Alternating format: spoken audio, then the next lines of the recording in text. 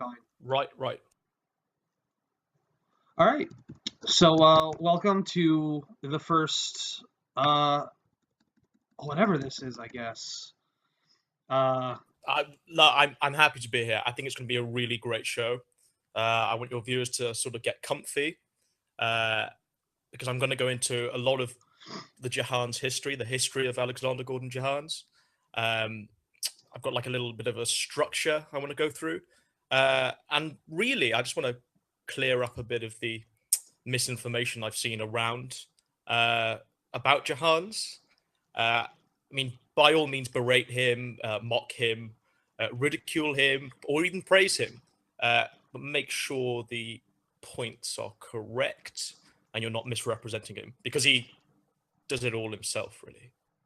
yeah, I wanted to, because when you reached out to us, you said that we had some misinformation, and I got a little spooked there, because I do think that when it comes to people like Johans, there's really no reason to make stuff up. They kind of, it's far more interesting to just sort of see them as they are. So by all Oh, means, absolutely. Go ahead and guide us through here. Where would you like to start?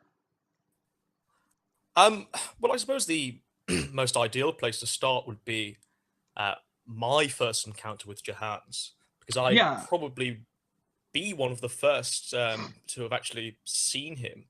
And we have to go back to 4chan. We have to go back to Britpol, sort of towards the tail end of 2014, 2015, definitely.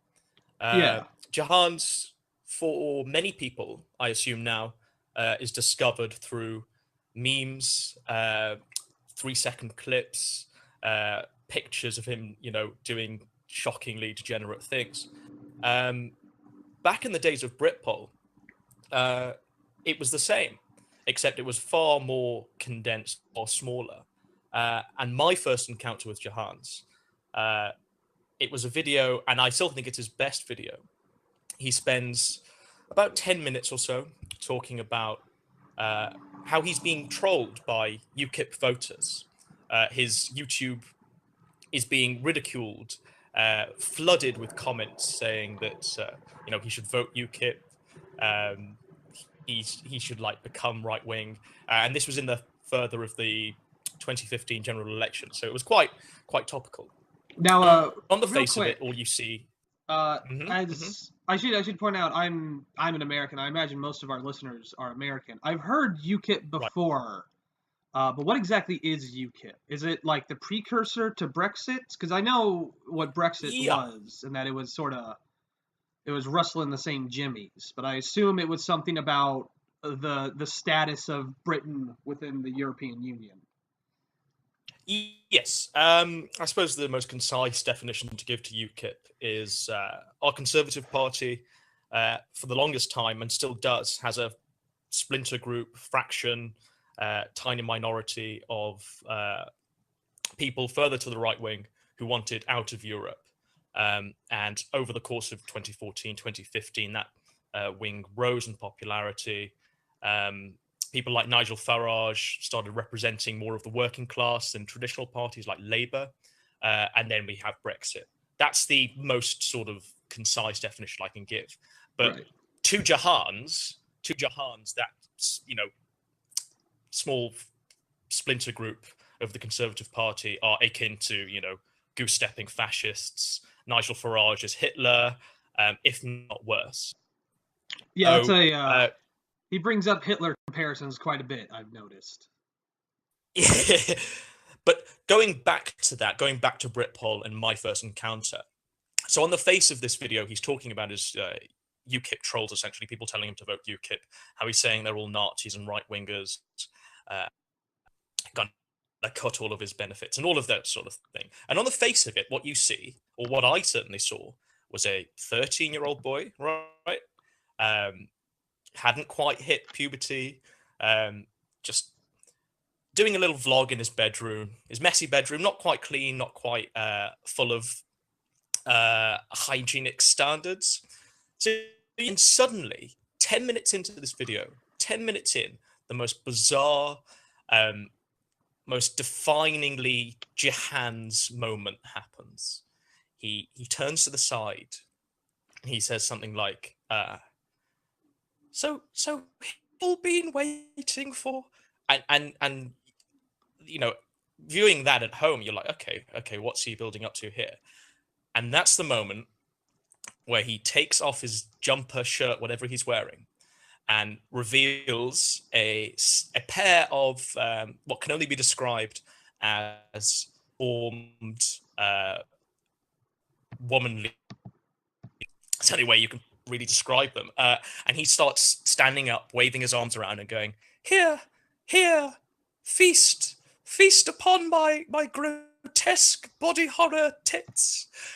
And at that moment, when he starts bearing his man tits at the UKIP voters at home, telling everyone to vote Greens without any irony, without any sort of element of he's doing this to take the piss. He's entirely serious when he takes off his shirt, reveals his breasts to the world. They're shaking around, rattling them around while saying, "Vote Greens, UKIP are fascists, institute universal basic income now." And I think that's the video, certainly for me, but that's the video from that point on that Jahans became a sort of rising lolcow, as it were. Yeah, I would. That sounds like the perfect encapsulation of Jahans as I know him. And that image, if you Google Jahans' name, I have a friend I talk to about this stuff sometimes that he doesn't really follow any of it. And I told him, like, yeah, I'm reading about this guy Jahans, and he Googled him, and he posted the picture of him with his shirt off because it was the first thing that came up. And he got a little irate at me, like, "Dylan, why would you make me look this up?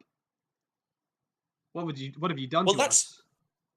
Well, I mean, that is what will or does sort of entice the normies, as it were. They see, him and his tits in, his just insane, purportedly left-wing opinion, and that's Jahans in a nutshell. And yeah, those are the sort of. Okay, all right. Well, I suppose we can just jump back it straight in then. So yeah, on the face of it, that video is Jahans. As like a 13-year-old kid in his bedroom, sort of while his parents are downstairs, sort of milling around, raging at the world, raging at those UKIP Nazis. But when you actually go deeper than the face value, you start to, or we all started to realize something very, very wrong. So this small group on Britpol suddenly became fascinated by Jahans because it became apparent that 13-year-old kid wasn't 13 at all. He was 23 years old, a grown-ass man. He'd been to university, he'd got a degree. So he does have a degree. Okay. I did not know he had a degree. Do you know what his degree is in? His degree is in professional writing. Oh, okay. So it's a worthless degree. Yeah, from an equally worthless place. But we'll get into that. We will get into that. But yeah, no. So delving deeper into the face value of Jahans, you start to realize something gravely wrong. And it didn't take Sherlock Holmes to realize that those tits he was sporting were far more than just like the average plumage of a fatso. They had some sort of canonical shape. They probably could lactate, which is bizarre, isn't it? Yeah, there seems to be muscle mass beneath them that as a heavy set gentleman, I don't have. It's just fat on top of my frame. He seems to have. It looked like his beneath, like if you scrape the fat away, he would still have something. Oh, definitely. And this all boils down to, well, basically, there was on Britpol, and he was seeing these videos and seeing these memes that were being posted amongst this very small community. And he said, wait a minute, this guy has Kalman syndrome. This is so obvious. This is so patent. And Kalman syndrome essentially affects puberty. Jahans never went through puberty, essentially.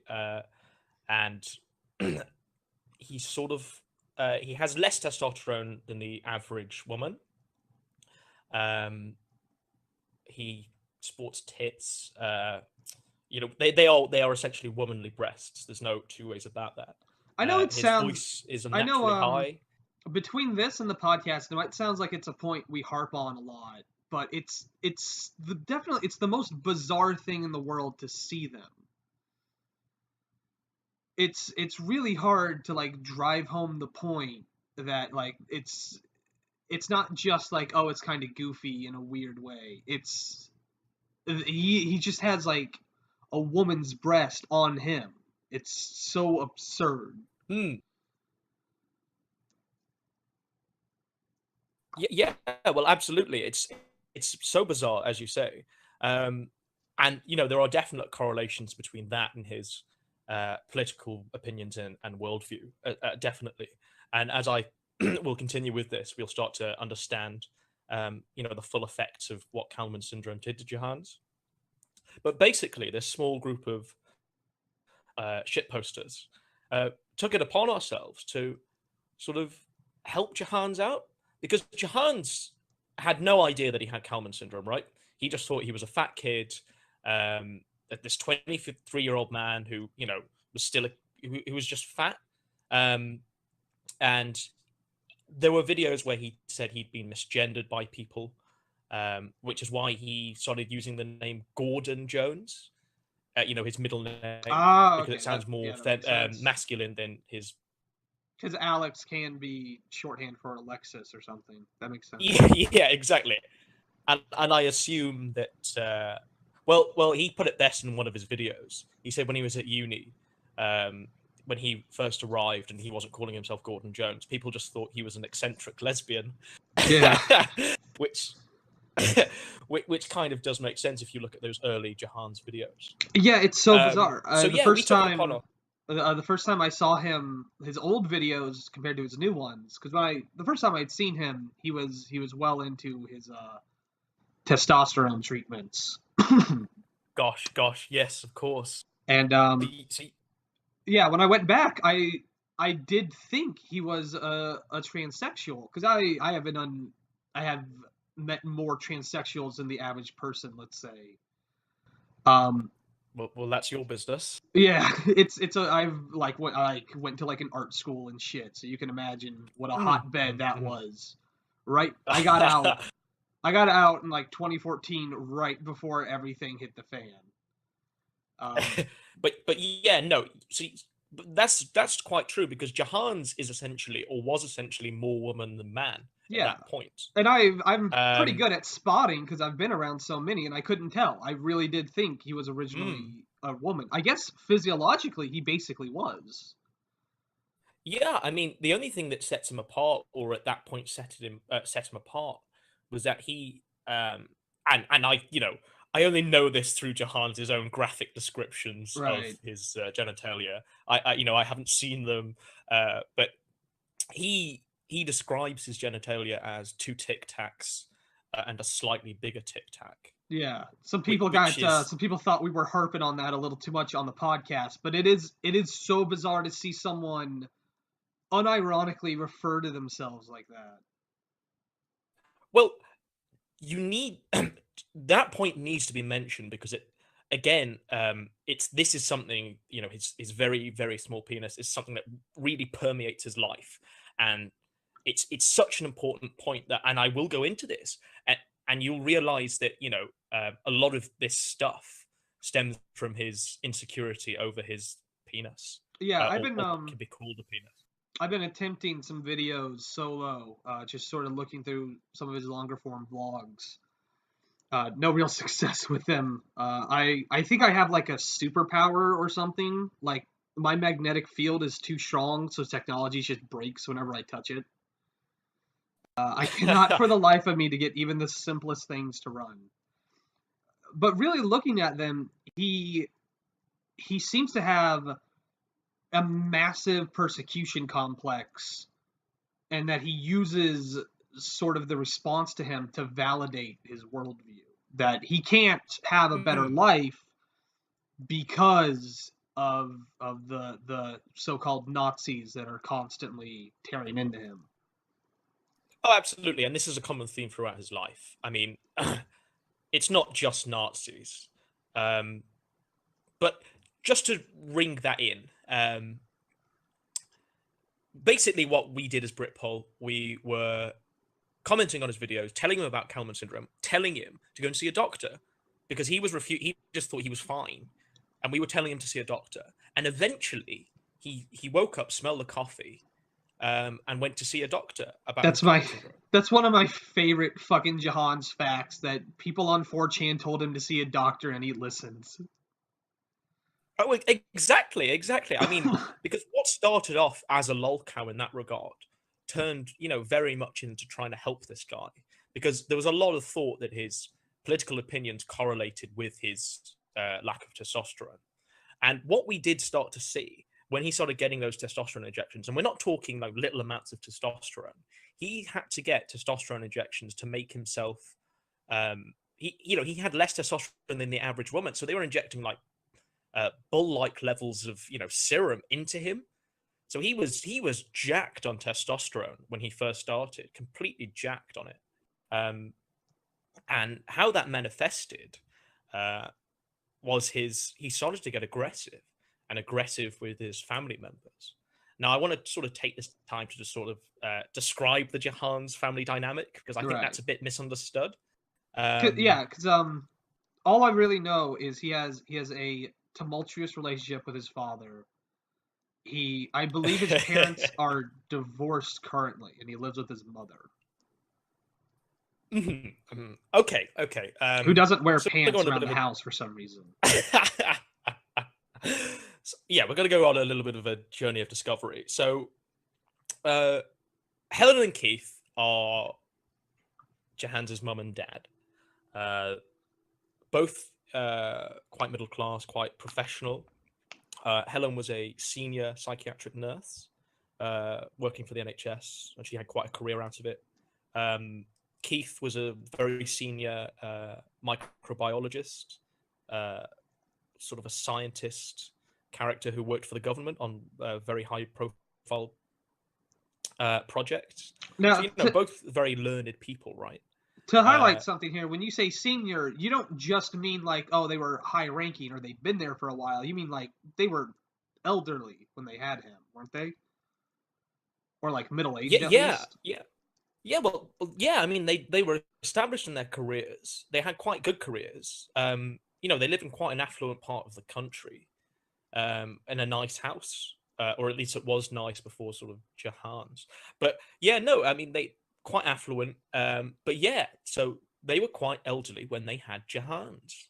And they had Jahans after they had their daughter, who I think is maybe 5 years older than Jahans. And when people like look at the family dynamic, they always say, Becky got all the good genes, which is his sister. They all say that Jahans completely lost the luck of the draw, whereas Becky got all of the and on the face of it, a normal girl, really. She followed in her father's footsteps. She works in animal biology. She went to a good university. And Jahans, well, we all know Jahans as Jahans, don't we? Yeah. But it's this relationship between his parents and his sister that I want to just clarify.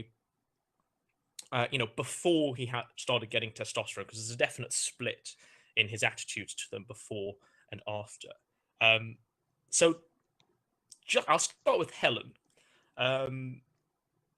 Helen is essentially Jahans's.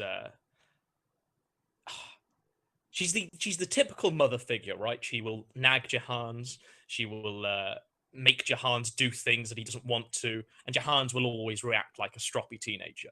Right. So whenever she says, "Oh, let's go to town, let's get a coffee, let's go shopping," he will always like kick and piss, and you know what I mean. He'll always be incredibly shitty and like bitch about it in his room, and that's the dynamic he still has at approaching 25.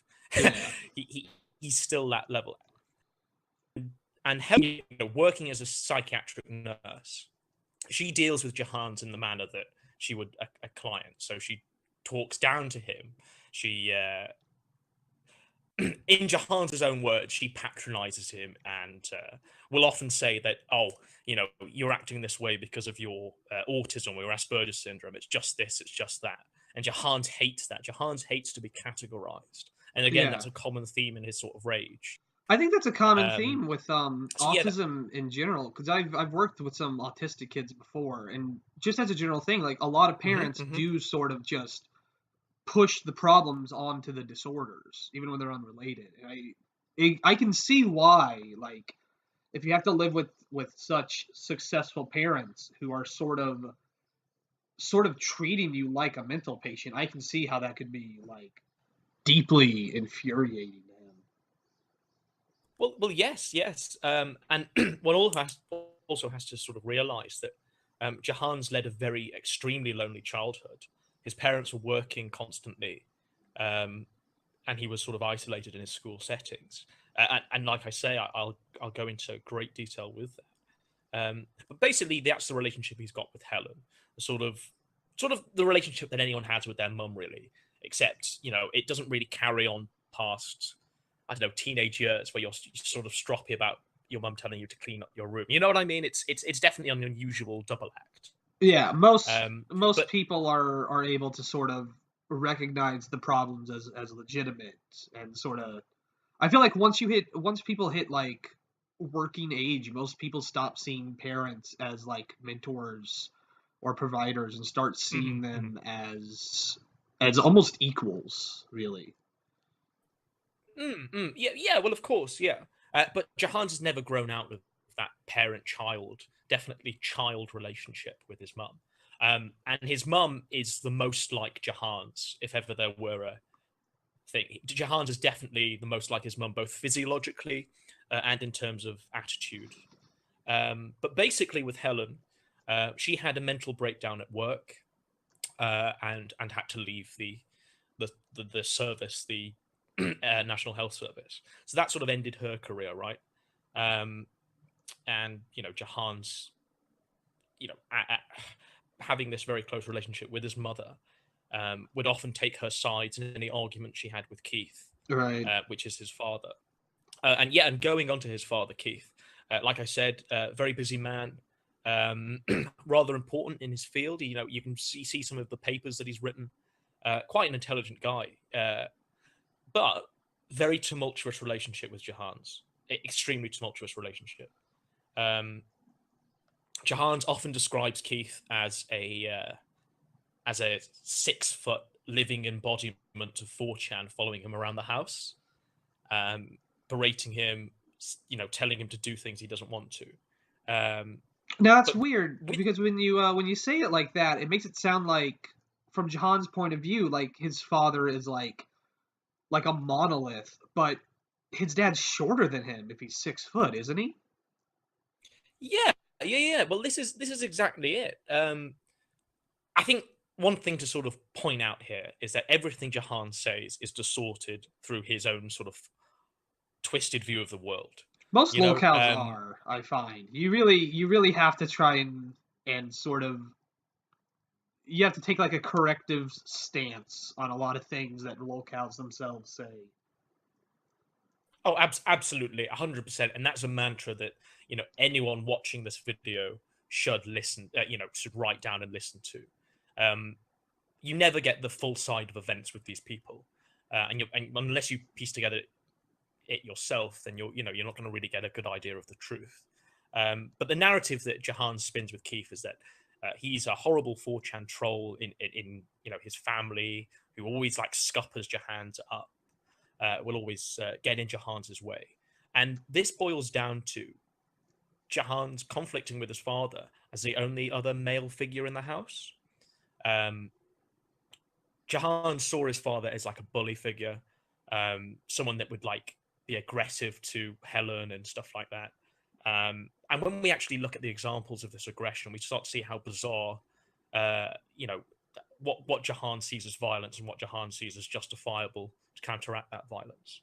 Um, I think one of that's the I think that's one of the central things I kind of want to talk about, because as you're sort of painting Jahan's life, there's a part of me that's sort of like, well, I know what that's like, or I know what that's like, because I think in a lot of ways it is oh sort of exactly a natural sort of thing. Like I have a pretty tumultuous relationship with my stepfather myself, but I feel like I grew out the justifiable violence phase at like 15. Like after that, we just sort of avoided each other most of the time. And it's weird that he never hits that point of like, well, maybe I should just sort of put up with him or something like that. These aren't necessarily uncommon things. It's just that most people get tired of them before he does. Well, I've always said this about Jahans, and it's he's everyone can see themselves in Jahans. Everyone can say that if they just left, not getting a job for a certain amount of time, or if they just stayed at home, or if they just done this and that and that, you could easily end up as Jahans. I certainly could have easily ended up as Jahans. I can identify points in my life where I could have, stayed at home and just played Skyrim all day and, do whatever he does. Because no one would have told me otherwise. I've said this on the podcast a handful of times. I feel like I say it every episode that the person we're covering is me from like an evil universe or something, or from like a darker timeline. I actually used to think I had problems with empathy, but as I do the podcast, maybe I'm a little too empathetic with people. Maybe I find myself a little too much in their lives. Well, this is the beauty of jihad, because we can all see especially our generation of young men, we can all see ourselves going down a horrible path like Jahans, and it would be very easy to do so. And everyone's greatest fear is ending up having a child like Jahans. You know what I mean? Not even with just Kalman syndrome, but that whole attitude, that whole like destroying, because he's destroying his family from doing the things he does. He destroys them by making everything public. Any sort of argument he'll have with Keith and Helen and his sister goes online and is memed to death. And he completely he's ruined his family dynamic. And this is what I want to just sort of ring back to. So when Keith would like have arguments with Jahans, we're talking pre-testosterone Jahans here, it would eventually manifest in Keith saying, "Oh, Jahans, clean your room up, please." And Jahans would be like, "No, I'll do that later." And Keith would be like, "Okay, do it later." And then Jahans' idea of later would be, 12 in the morning, and right. when Keith's trying to sleep, and Jahans would be dragging down bin bags, full of his, piss bottles and cheetah, whatever he's, had that day. So, you can understand the man's complaint. And we also have to clarify that Keith is a 67-year-old man, maybe even older.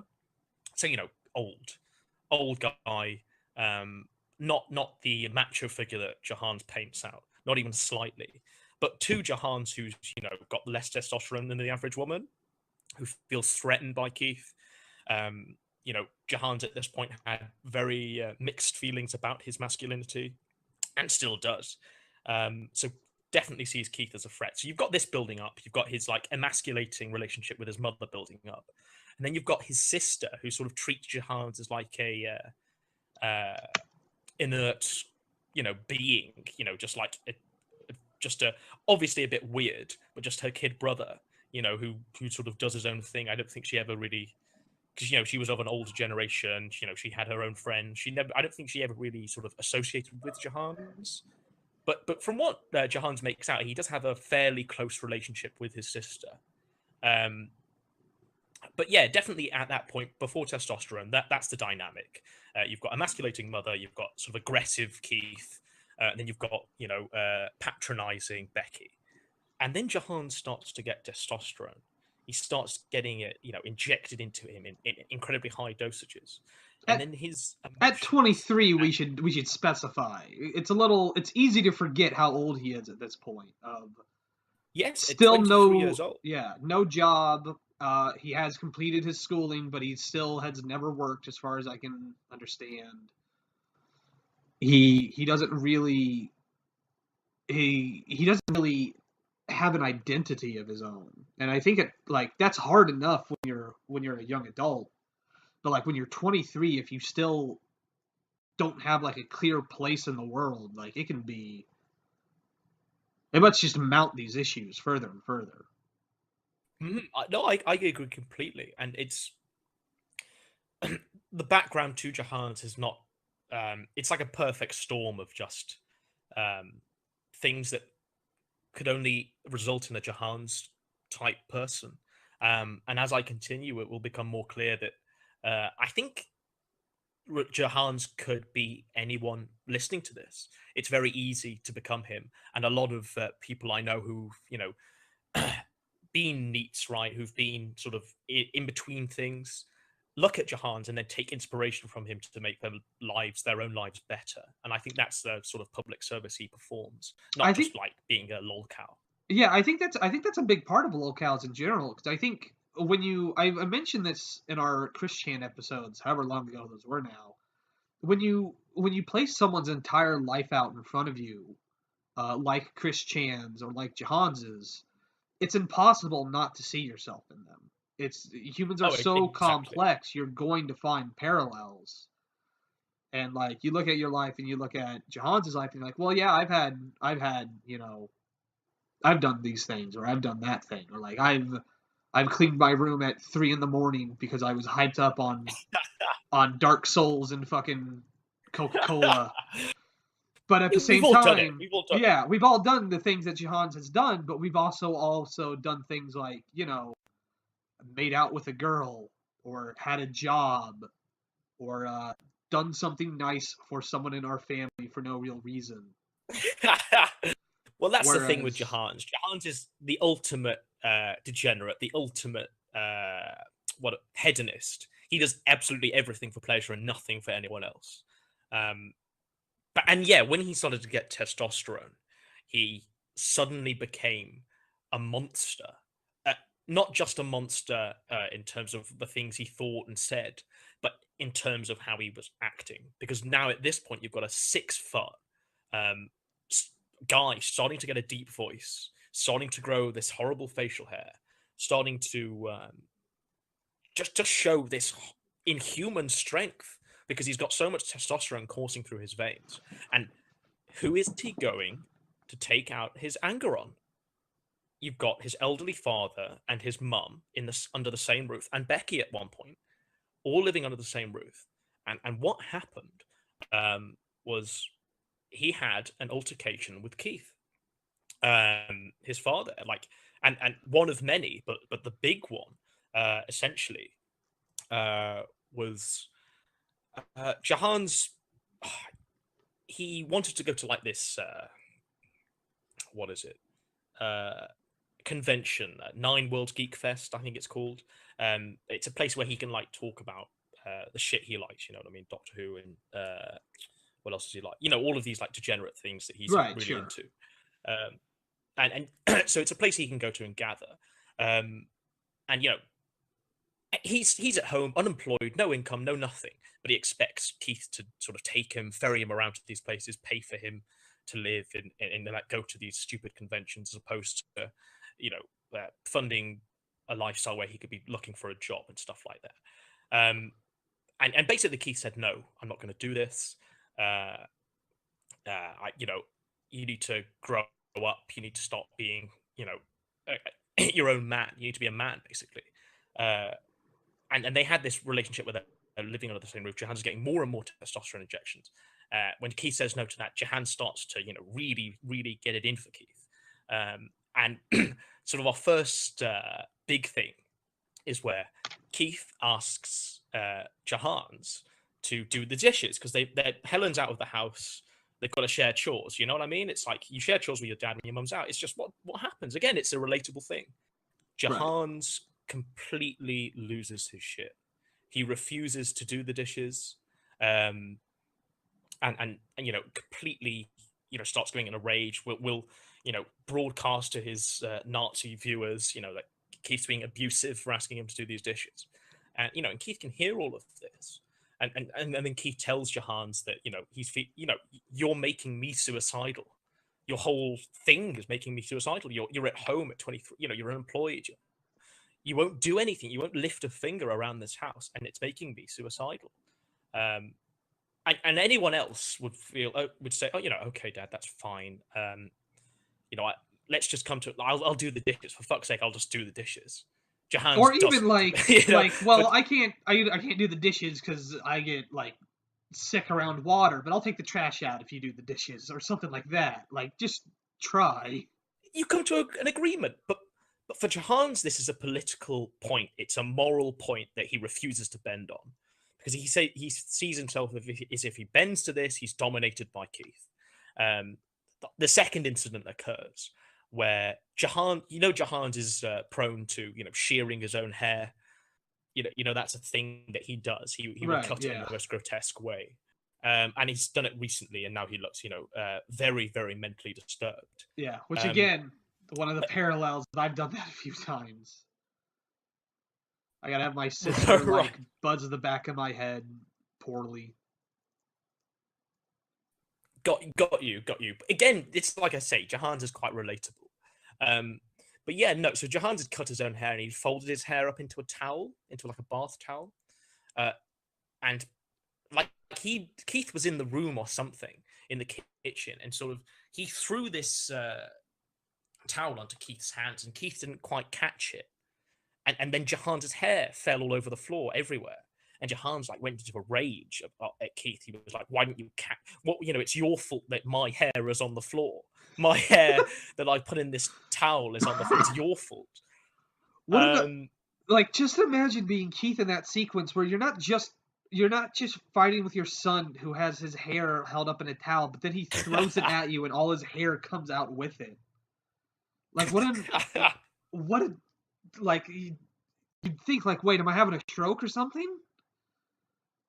It's so bizarre. It's so bizarre. And there are many incidents of Jahans and Keith that it's like a distorted. In many ways, it's quite a funny double act, but it's quite a distorted father-child relationship, if ever there was one. And then the last manifestation of all of this, the big one I want to talk about, is Jahans was pissing and moaning about something. I think Keith had told Jahans to like go on benefits or something like that. And Keith had left. I'm a little bit sketchy on this because it's quite a while back. But Keith had basically gone out of the house after an argument with Jahans about this. I'm sure at this point it's like flogging a dead horse when Jahans it's like raging in your face about not getting a job, right?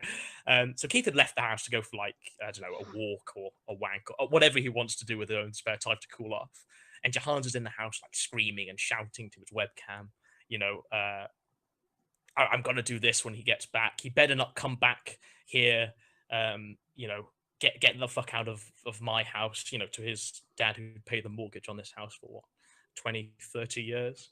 So this is the entitlement that Jahans. He wanted Keith out. He wanted to throw him out and all of this. Keith returns because it's his house. Right? Yeah. I mean? Like I don't know why he thought he wouldn't come like, back. Have a coffee. And you can watch all of this is on a video, right? Keith comes back. He goes up to the toilet and he goes to he goes for a piss or something, and you can hear Jahans hear Keith, outside of his door, and Jahans says, "Oh, that's him now." There he is, the monster that's always tormenting me. He's always 5 meters away from my door. That, and he's like saying the worst things about his father. He's calling him like a bastard, a cunt. All of these horrible things. And Keith's just like, a 67-year-old man. He's not really done anything. It's just Jahans being a bastard. And Keith goes back downstairs, and Jahans then takes it upon himself to really, really hammer the point home. He goes down to Keith. Keith's like reading a book, right, in his sitting chair. And Jahans picks him up. Jahans picks his father up.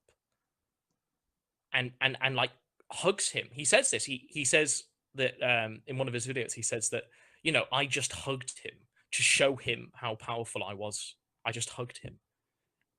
And what that did to Keith, I think it must have like really shocked him, because then he realized that this wasn't, Jahans before testosterone, the sort of happy-go-lucky, I can push this guy around. This is Jahans, a 6 foot whatever monster jacked on testosterone, who might legitimately kill me. And Jahans says in this, to highlight an earlier point that Jahans got all the bad genetics, it doesn't sound like he did. It sounds like he got the best genetics, but he also got Kelman syndrome. Like, imagine a Jahans who did go through puberty properly. Like imagine the muscle mass and tone he would have just from like being a normal person. He'd be immense. He'd be like a wrestler. Yeah. Oh, exactly, exactly. I mean, he'd be quite, he'd be quite tankish. And at the moment, he's got quite a good amount of core strength for him to be able to do these things. Uh, and like in the most recent example of him being one of his episodes with Keith, Keith tells him to like move his laptop or something, uh, and Jahans literally like rips the curtains from their rail, and Jahan says, I didn't realize my own strength. I mean, how fucking crazy is that? You're Keith. You're a 67-year-old man. You've already got like a tumultuous relationship with your kid, and then suddenly your kid is now towering over you. It's got like a booming voice and is a monster and is trying to hug you to show his dominance, right? I I think this is where we start to see that Jahans is not merely a victim of poor circumstance, but that he is, as an individual, a shitty person. Yeah, Because Jahans is no victim. Jahans yeah, is not a victim. because of the Kelman syndrome and the autism and the whatever, and I don't know, maybe Keith genuinely is super verbally abusive. Maybe he really does Well, justify such a strong response. I assume not, but it is possible that he could after well, years get to his kid like that. But I think a normal person who has all this immense strength would channel it into something. They would hmm jog, they would lift weights, or even because testosterone's not purely strength, it's energy. Like he would sit down and he would actually try to write, or he would do something with it instead of just sitting on it and then passive aggressively like letting it out by accident. Yeah, yeah, yeah. You're entirely right. Someone who wasn't Jahans would channel, all of the stuff that's going coursing through his body. But Jahans is Jahans, and Jahans will never be a productive person. And I think that's what we all have to realize now. He's not a victim, and he's not a productive person. And when after that incident where he hugged Keith, then we started to see really Jahans was waiting for a moment where Keith would step out of line where Jahans could legitimately, in his own mind, justify doing something really reprehensible to his father. And in a video shortly prior to what he actually was going to do, he talks about how if Keith was going to push him too far, that Jahans doesn't know whether he'd kill him or not, and that's almost verbatim. And that's when you watch that video, you start to realize that Jahans is a monster. He's not just a laughable log cow. He's actually a monster, especially to his parents, his elderly parents, who I'm sure just wanted him to have a nice life. They worked hard. They made sure, they had their kids late, so they would have like a gilded life. And it's quite shocking. So this incident occurred when they'd had another argument, and Keith had come back into the house, and Keith was like, again, just sort of watching the telly, whatever he watched on telly. I don't know what he watches, or reading a book, just sort of like chilling in his own time. Jahans sets a timer. You can watch him do this on his video. He says, he's got 15 minutes to get out of my house, or I'm going to go down there and make him. And then, the 15 minutes are up, and Jahans goes downstairs, and again, he picks up Keith, but this time he doesn't put him down or hug him.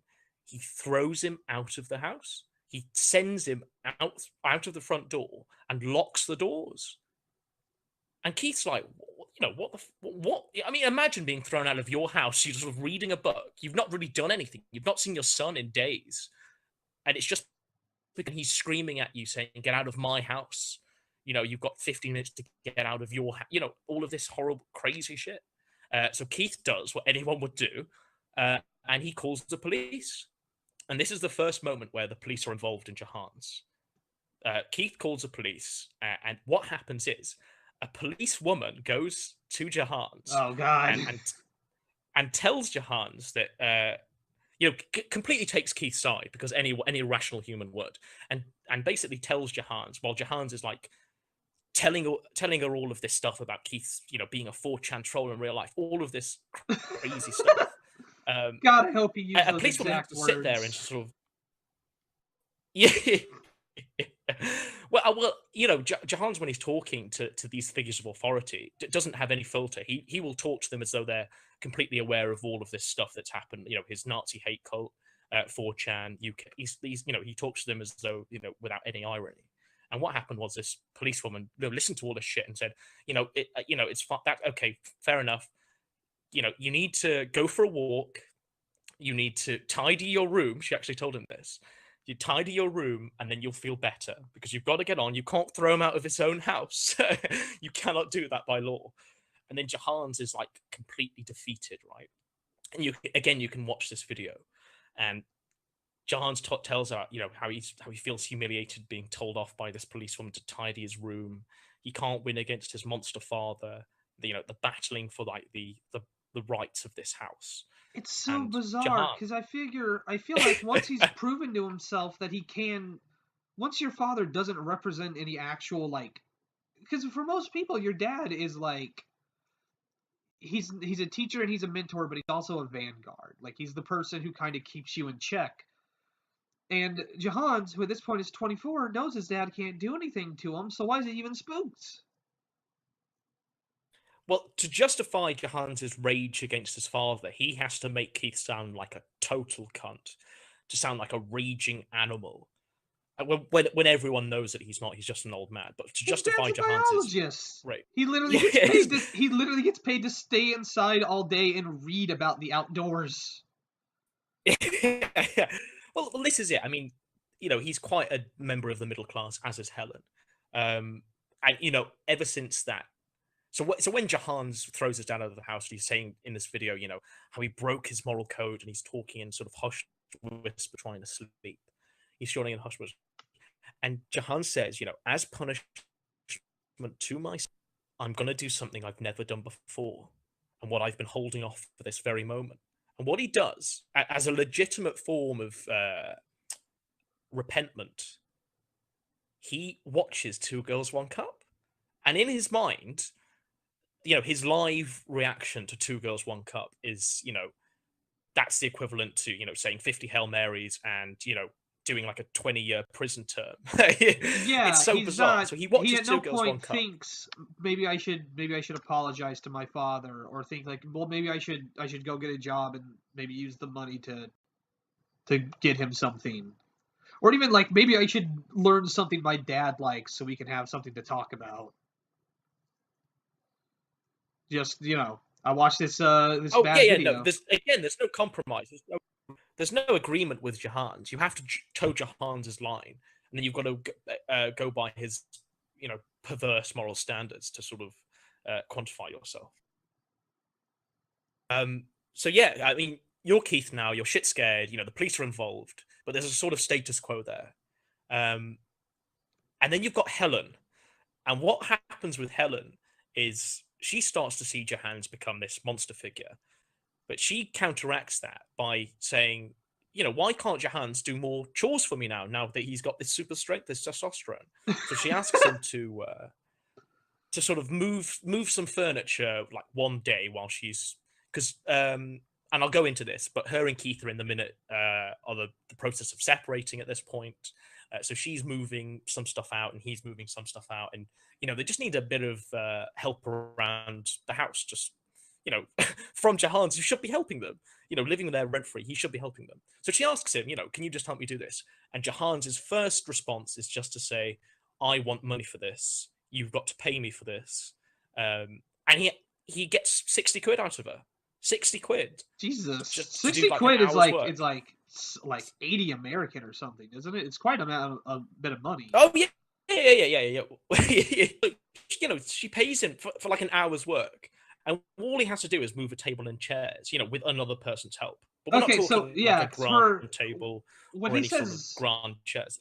Yeah, when I read that he got paid to move a chair, in my head I always imagined like a kitchen chair. But I was like, that's probably not it. It was probably like a recliner or something. But it really was like a chair in a kitchen. Yeah, of course. Of course it was. he made it out, you know, he was exhausted from it. It nearly killed him. And what Helen did, she made this compromise. I think she said something like, "I'll give you 13, right?" Just so Jahans would get out of his room to actually do it, because he wouldn't do it with the promise of, you know, her paying him back later. He just wouldn't do it. So she says, you know, 30 now, 30. He's like, okay. Jahans gives him the 30. He does the work and gives him any more money, which you wouldn't. You know, 30 quid's more than enough. And Jahans, you know, that's just another nail in the coffin with Helen. You know, he's like, she's a traitorous bitch. You know, she's. He says the worst thing. He says the worst things about his mother and father you cannot believe. That's so and there was an weird. event just prior to that, actually.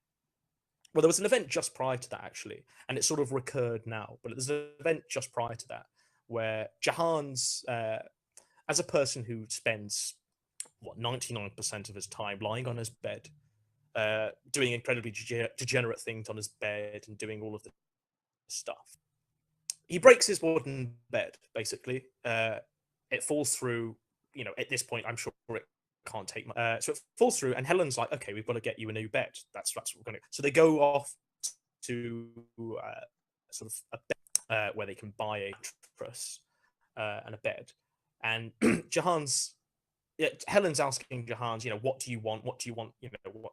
And Jahans is like, oh, I want this most expensive premium bed. And Helen's like, okay, great. And then she sort of springs on Jahans, said he's got to pay for this bed. He broke the prior bed.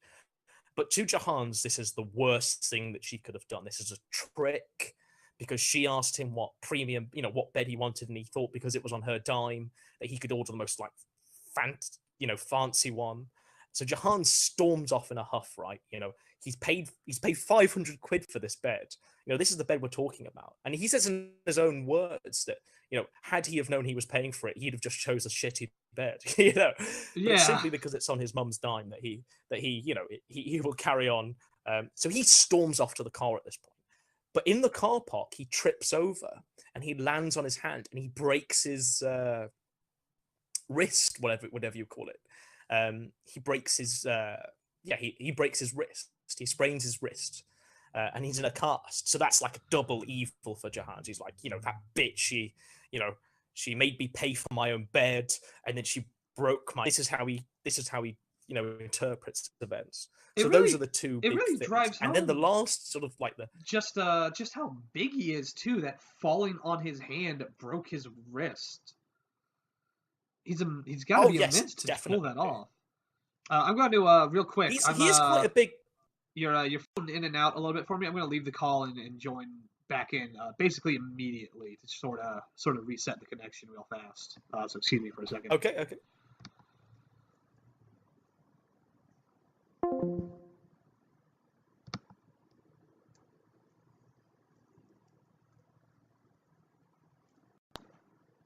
Connecting.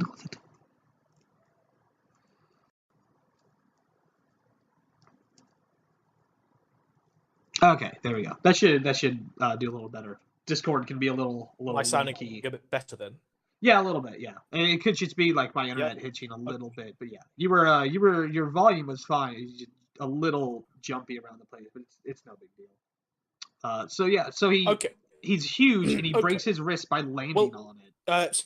So now, he's massive. He's jacked on testosterone. He's becoming a monster, and people are his own family are becoming afraid of him. And Helen is now afraid of Jahans. You know, he's doing this stuff to his father, and it's only a matter of time before she comes to her. And, you know, his rage at not getting the money for moving these chairs sort of encapsulates her worries about Jahans. So what she does is, and I think this is how they communicate in their house, but she writes a lengthy email to Jahans saying that he has to get out of the house. And what makes this even more perfect is that just prior, Helen had voted UKIP.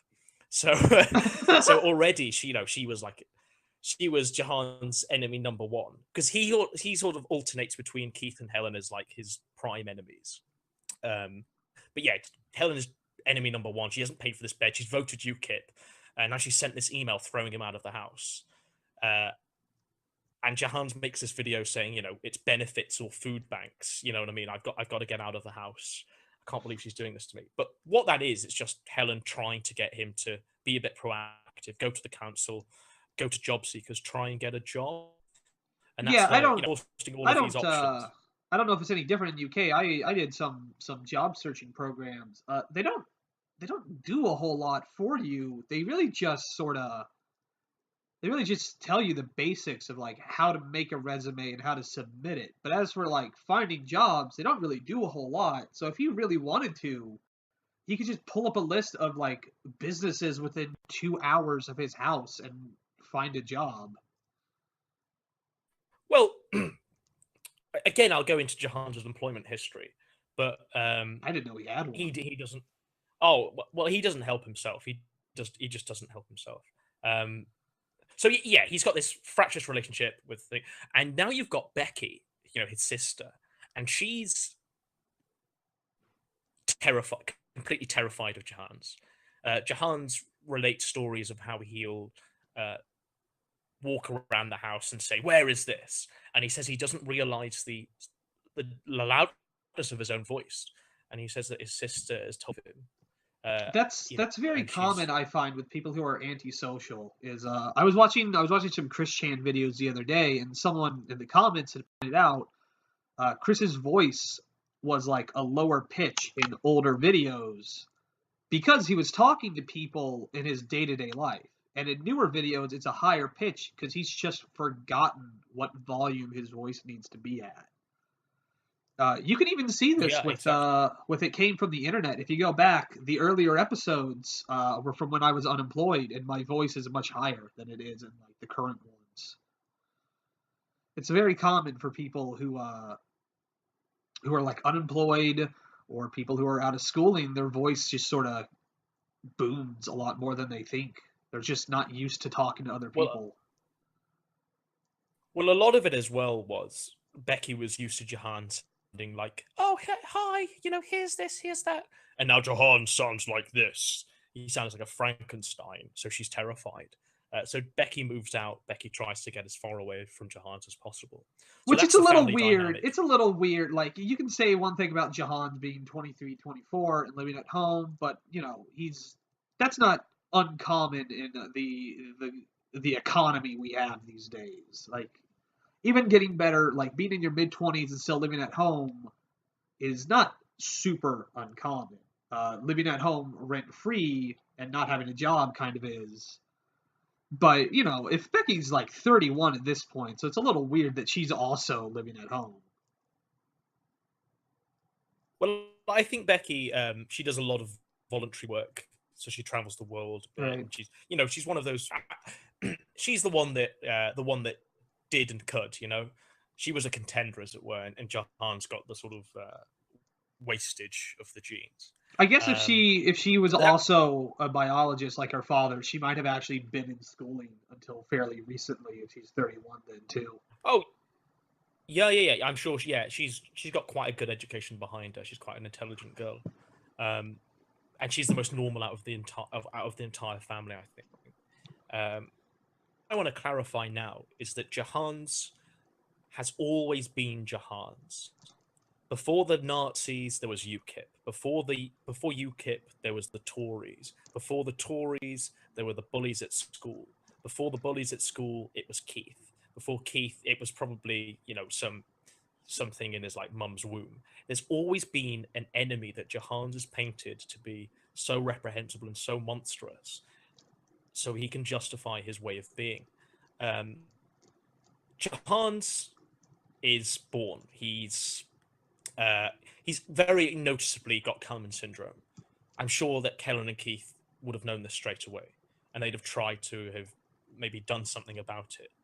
Or maybe they didn't. Maybe they were just too busy to care. But I'm sure they would have done something about it. I wanted to touch on that. Like, his dad's a biologist, and he couldn't tell that his son had a like massive genetic disorder. And his mum is also like a very senior person in the NHS. That's true. She's a nurse. Sure they did. They must have known something was up. Well, what you've got to realize is, and it's Jahans goes to primary school, and his primary school, elementary school, whatever you want to call it, is a predominantly Christian one. It's a Church of England one. And to Jahans, who is exposed to the internet very early on, because again, he's left to his own devices. His parents are busy. I'm sure Becky's older, so he's left to his own devices, and he's on the internet, and he understands that if he seems to take like a contrary opinion, he will become across as more intelligent than his peers. And what he does is he starts to mock Christianity at that point. He's like, oh, it's all yada yada, it's all bullshit, it's all this, that, that. I'm an anti-theist, all of this bullshit. And then what you realize is, and what Jahans starts to realize, is that him doing this will attract him negative attention. And this is the first example of the negative attention that Jahans received. So he's bullied at school. He relates certain instances, because of his Kalman syndrome, he cannot smell. So he relates certain instances of where they'd all be sitting in a classroom. And we all know this kid. You'll all be sitting in a classroom and Jahans would just fart, just let one out, right? And everyone is like, that's disgusting. And Jahans is completely oblivious because he can't smell. But he's going to do it anyway because he's a selfish fuck. And this is Jahans, way back in primary school. And so this is the germ of Jahans. This is what he's always been like. This is how he is. And it's at this time where he goes up to secondary school, and he goes to quite a rough secondary school. And he says that, I thought it was a chance to start again after the bad time I had at primary school. But if anything, it's much, much worse. Jahans is now massive because he's gone through puberty in the sense that he's 6 foot, but he's also like a girl. He's like in his own words, he calls himself like an eccentric lesbian, and people don't quite know how to take him. And it's around this time that he's starting to formulate his fiction. What I want to go into later, because his fiction is so illustrative of him. But it's around this time that he starts to think up the ideas of the multiverse and the Farsnook and stuff like that. And it all stems from The Hitchhiker's Guide to the Galaxy by Douglas Adams. It's that book, it's that TV series. And he discovers it in the school library when he's on his own. And he takes it home and he watches it, and he's like, okay, I'm going to become like one of these characters.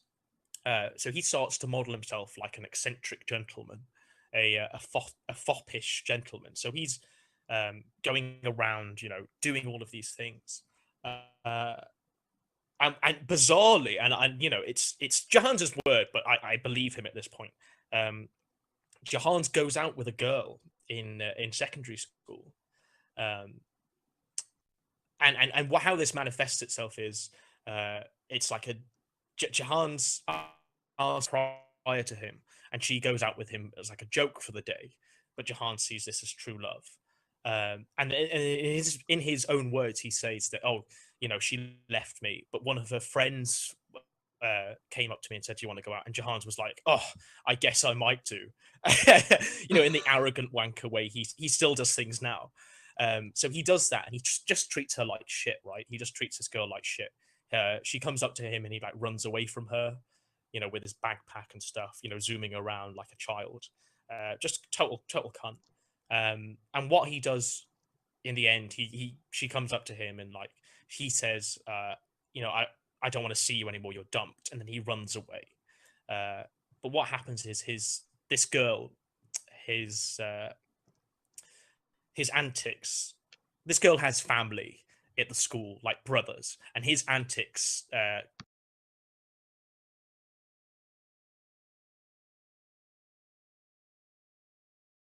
All right then.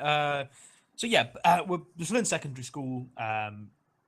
Jahans befriends this ginger kid, and this ginger kid does essentially all of Jahans' fighting for him, because Jahans again is quite contrarian, quite odd, the weird kid at school, and he's attracting attention from people just going, what the fuck is this guy? What is going on here?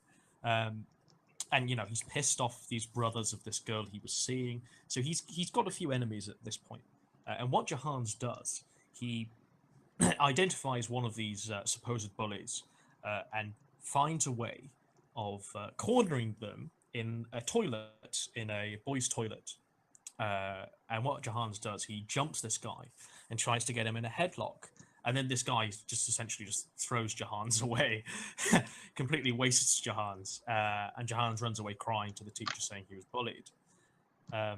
So what they do is, to appease Jahans, they give him some sort of a bully book where he can note down any incidents he sees as bullying, and then he can give it to the teacher. And of course, this book is filled within the week. Everything that anyone does is bullying to Jahans. And he sees the teaching staff as completely ineffective and not doing anything to help him. So he one day just walks out of school. This is in year 10. He'd be about 15. He just walks out of school. He never comes back. He leaves school at 15, essentially. Again, it's quite bizarre that. And he says that he spent a year sitting on the sofa, watching Top Gear, eating Mentos, and sipping Diet Coke. That's all he did for a year. But it's during this year, and this is incredibly vital, where he gets really into Doctor Who. We're talking 2009, and so he's reading the books, I think, and he's watching the TV series, and he starts to identify himself with the character. Specifically, there's like a Scottish one where he's really like who he sees as like a master manipulator, and Jahan sees himself as like this master overseer, the smartest guy in the room. I think he calls himself frequently. So Jahan's really identifies with this character, and what he starts to do is he starts to make his fiction now and now infuse it with Doctor Who. Whereas before, his fiction was a sort of hitchhiker's whimsical tour around the galaxy. Now it's about a godlike figure traveling through not just one universe, but many universes, and showing complete dominance over everything, really. Which is very, very bizarre, because the Doctor has no powers. He is just a person. Well, I think Jahans must have seen that as a flaw. Right. So he wanted to imbue, make him more of a god. Yeah, and again, I I'll guess get into this for anyone, degeneracy later on. Yeah, for anyone who isn't familiar with Doctor Who or what it's about an alien named the Doctor who just sort of travels time and space and has misadventures. And he has, because the show's very old. It's like from the 60s to now, in various states of running. And the show, in a modern context, does sort of have this godlike adherence to the character, but I don't think that's how he was supposed to be interpreted originally. I think in the early days, he is just an old man with a time machine. Well, yeah, I mean, I'm sure that makes a lot of sense because, it got brought back, didn't it? And now it's a sort of postmodern caricature of what it used to be. But I think that's what, Jahans was attracted to. He was attracted to, a reimagining of a character that was a children's character now made like an adult figure. So anyway, Jahans gets really into Doctor Who, and he decides, what I'm going to do now, I'm going to go to college and I'm going to learn how to make a Dalek, the monster they have on the show. Yeah, that is the giant light up salt shakers. Yeah. But that's his legitimate thought. He doesn't think about a course he can do. He just thinks about wanting to do that. And then he goes to college and he does a media studies BTEC or something. And while he's there, I think for the first time, he's not really bullied. He's his own person. He's dressing like the Doctor Who character. He's walking around with like a fob watch and an umbrella with a question mark and a hat and stuff like that. And he's starting to see himself. He's starting to establish an identity essentially around Doctor Who and that sort of thing. But what he does is he now quantifies everything like anything bad that happens in his life, like bullies at school or his father. He starts to call them Daleks. He starts to see them as the ultimate bad to his Doctor Who, which again, I think it's something people do when they're like 10, But Jahans at this point, he's 18. He's 19. There's a there's a Japanese term for this actually called seventh grader syndrome, where the idea is when you hit seventh grade, that's where like your peers gain identities as like athletes and smart people, and nerds who don't have that will immerse themselves in fiction instead and become these cringy manifestations of their likes. But it is something that like by the time you get into high school, you are supposed to be able to understand like this is not really what being a human is about. I need to be like an actual person. Yeah, well, I completely agree with that. That's a great theory. I've not heard that one before, but it correlates with everything I sort of see, particularly with Jahans and his late onset with this, and whether you can attribute this to Kalman syndrome or his autism or him just being him. I will say it's very common among autistics, especially, but it's just a common trait of lolcows in general. They will latch onto something, and that is their identity. Whereas I think a normal person will do that with many things. So, like, by the time you hit 20, you should have a wide range of interest. But particularly particularly with autistics, they will stick to one or two. Well, this is exactly it. Jahans's frame of reference is entirely narrow. It's all through Doctor Who, and he's said in the past that he gets all of his news off Facebook. So that just sort of shows you the person he is, really. An incredibly narrow field of reference. Anything new that's accepted into that field of reference is seen through fields of like Doctor Who or his own fiction. It's quite disturbed. That includes Doctor Who, because I've seen some of his recent videos where he goes on tirades about how much he doesn't like it anymore, how much he does not like the new stuff. I don't think Jahans ever liked it. I think he likes the idea.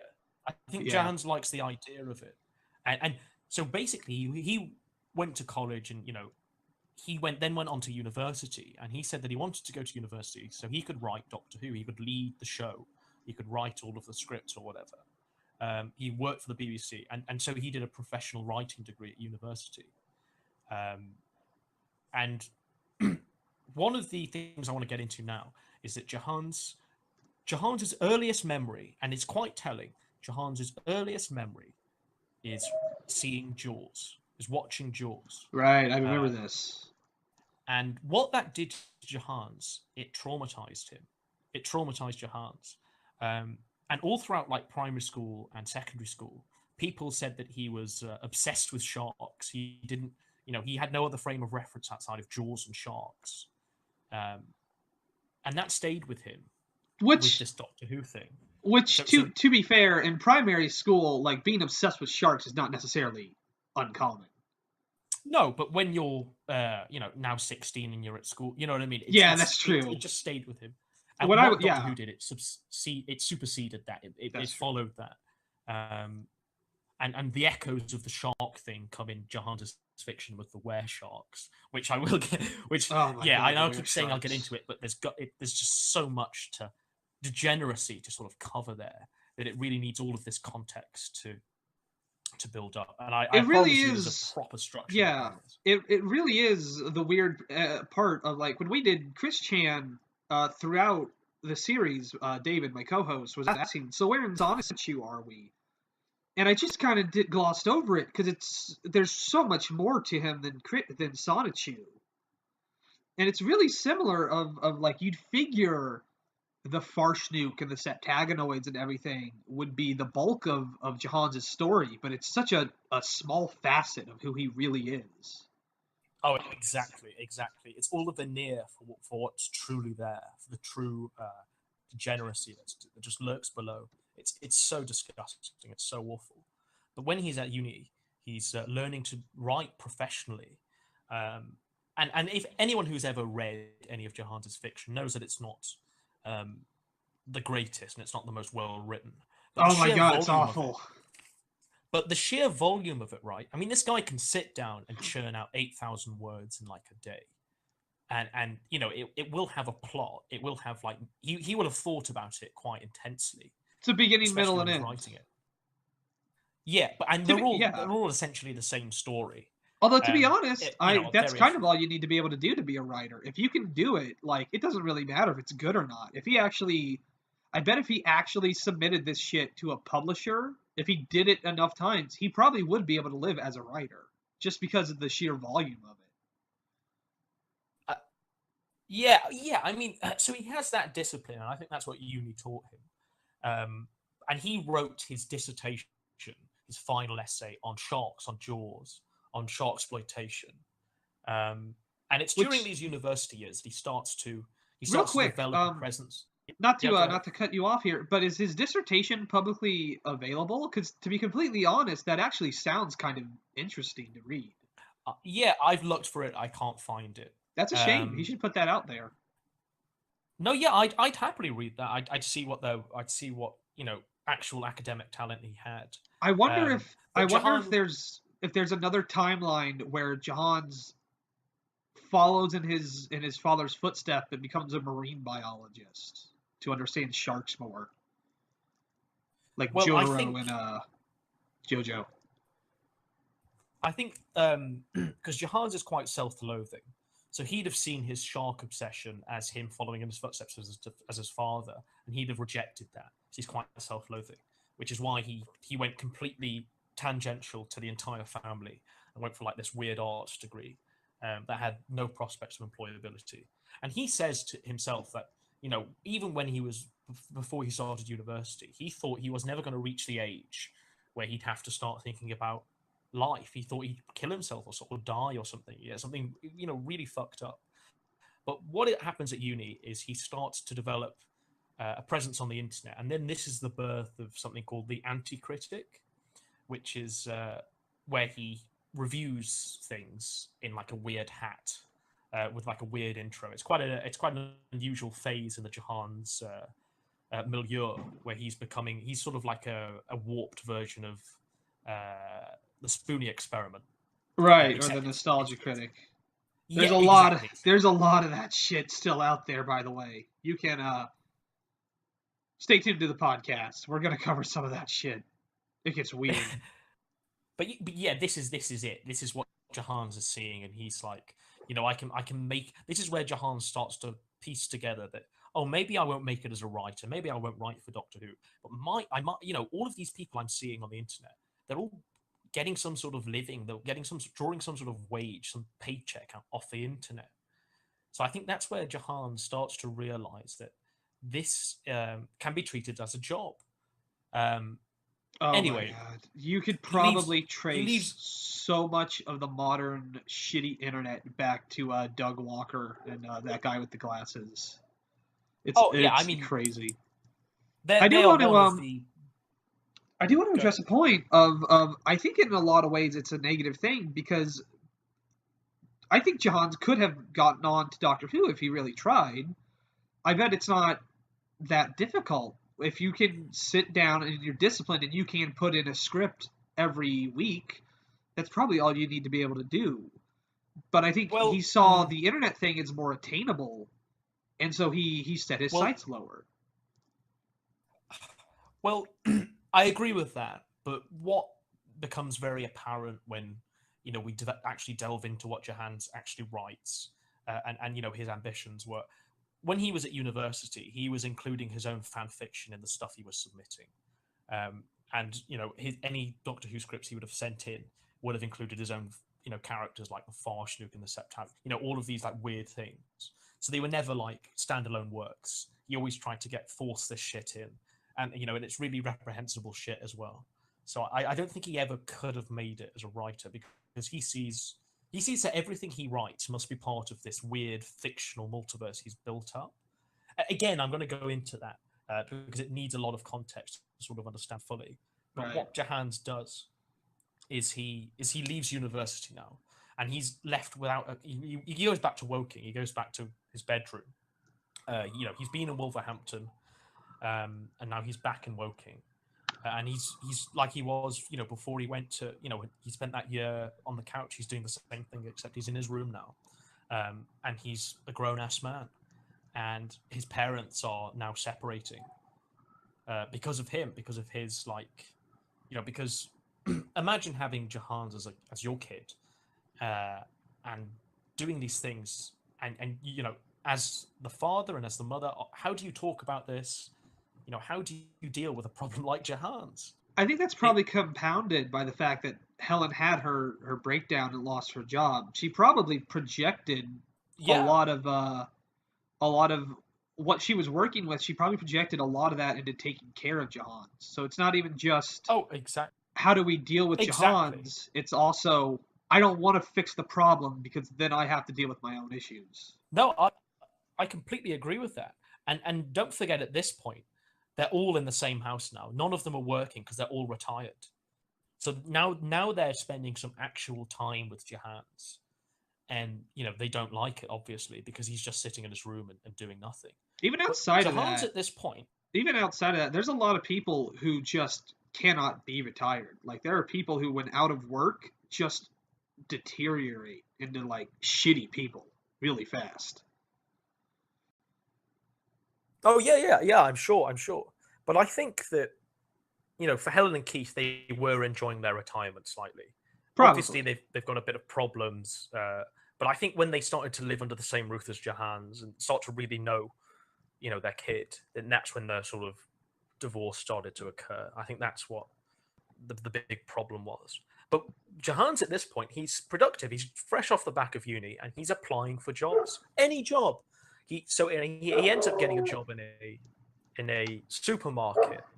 It's called Asda in this country, but it's like just like a big supermarket. Um, and his job is, the guys that push around trolleys. Yeah, hold on. Will you give me 1 second? My dog's throwing a fit in our backyard. Give me one moment here.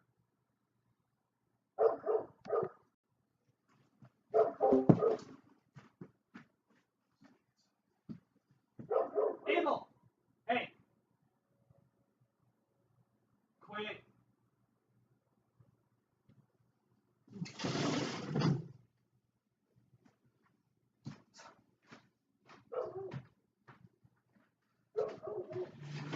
Hey, will someone let Abel in? He's freaking out in the backyard. I don't know. He's just barking really loud.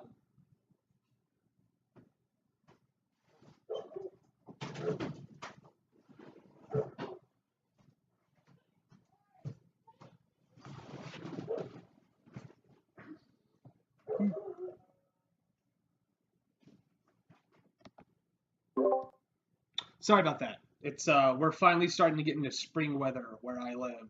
So the doors and the dogs have been out all day. But sometimes they just get antsy or cold. Hold on 1 second. You're not picking up for me.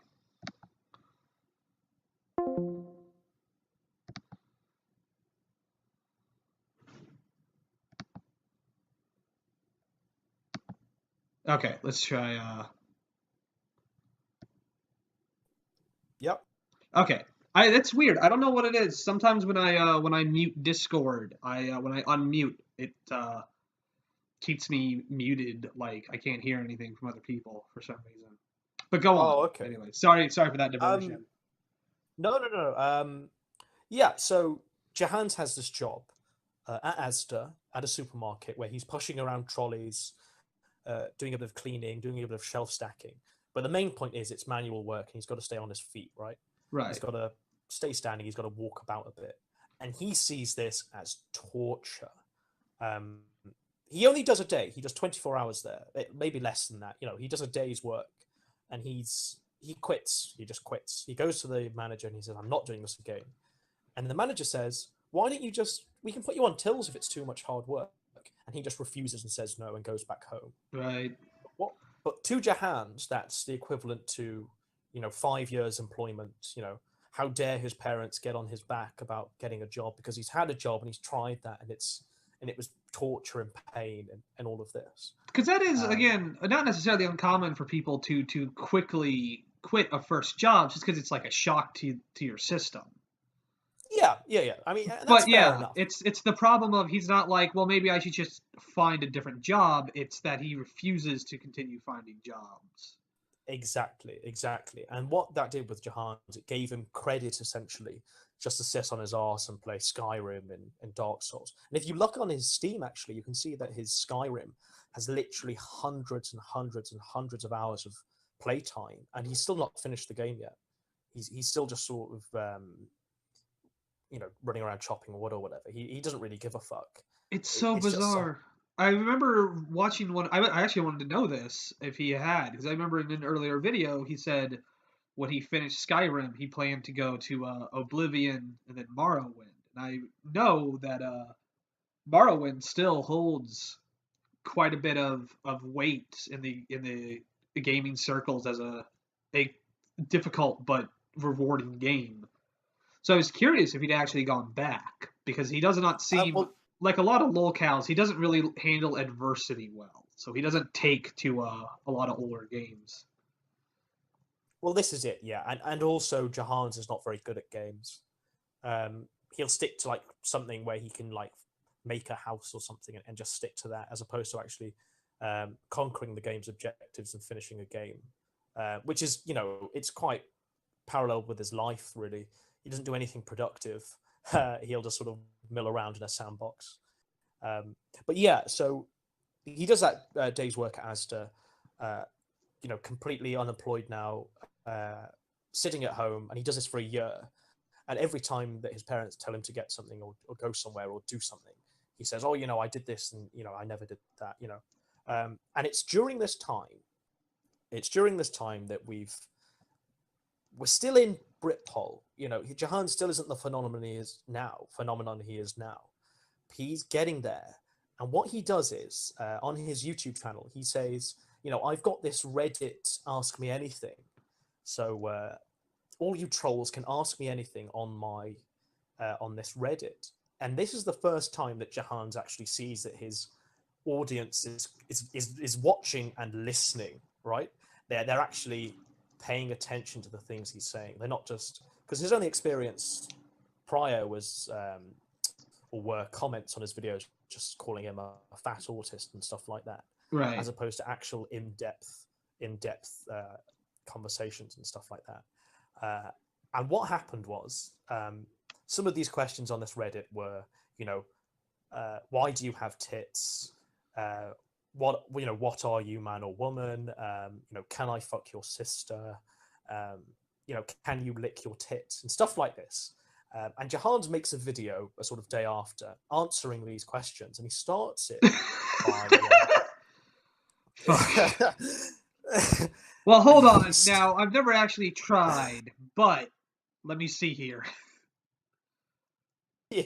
Yeah. So he starts it in that manner. He takes off his shirt and he sort of clasps his tit with both hands and licks it.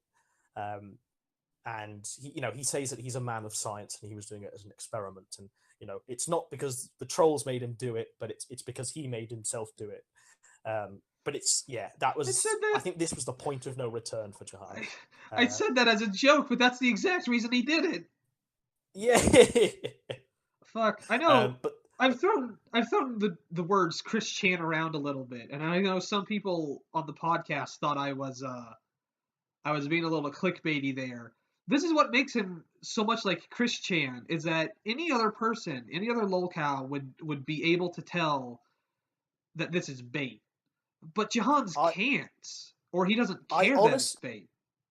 I honestly believe, and I say this with 100% conviction, Alexander Gordon Jahans is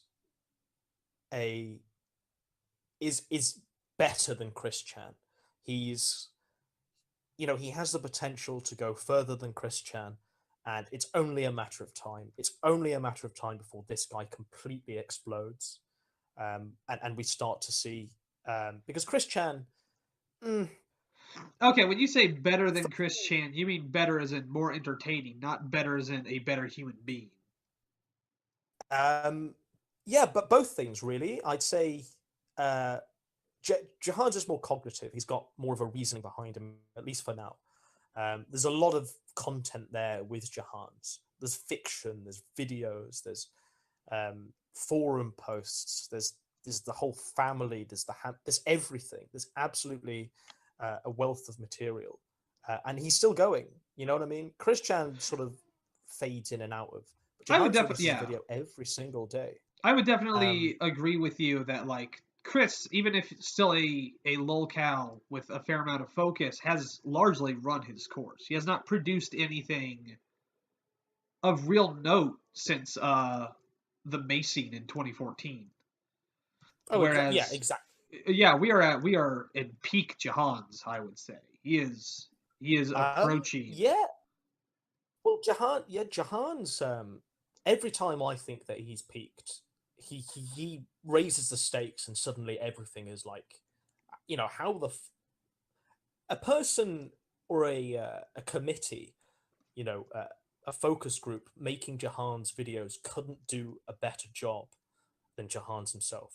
Yeah, Watching his videos is like it's an unfolding soap drama, and it never ends. It's amazing. It's a life story. I watch every video that comes out, and I'm enthralled.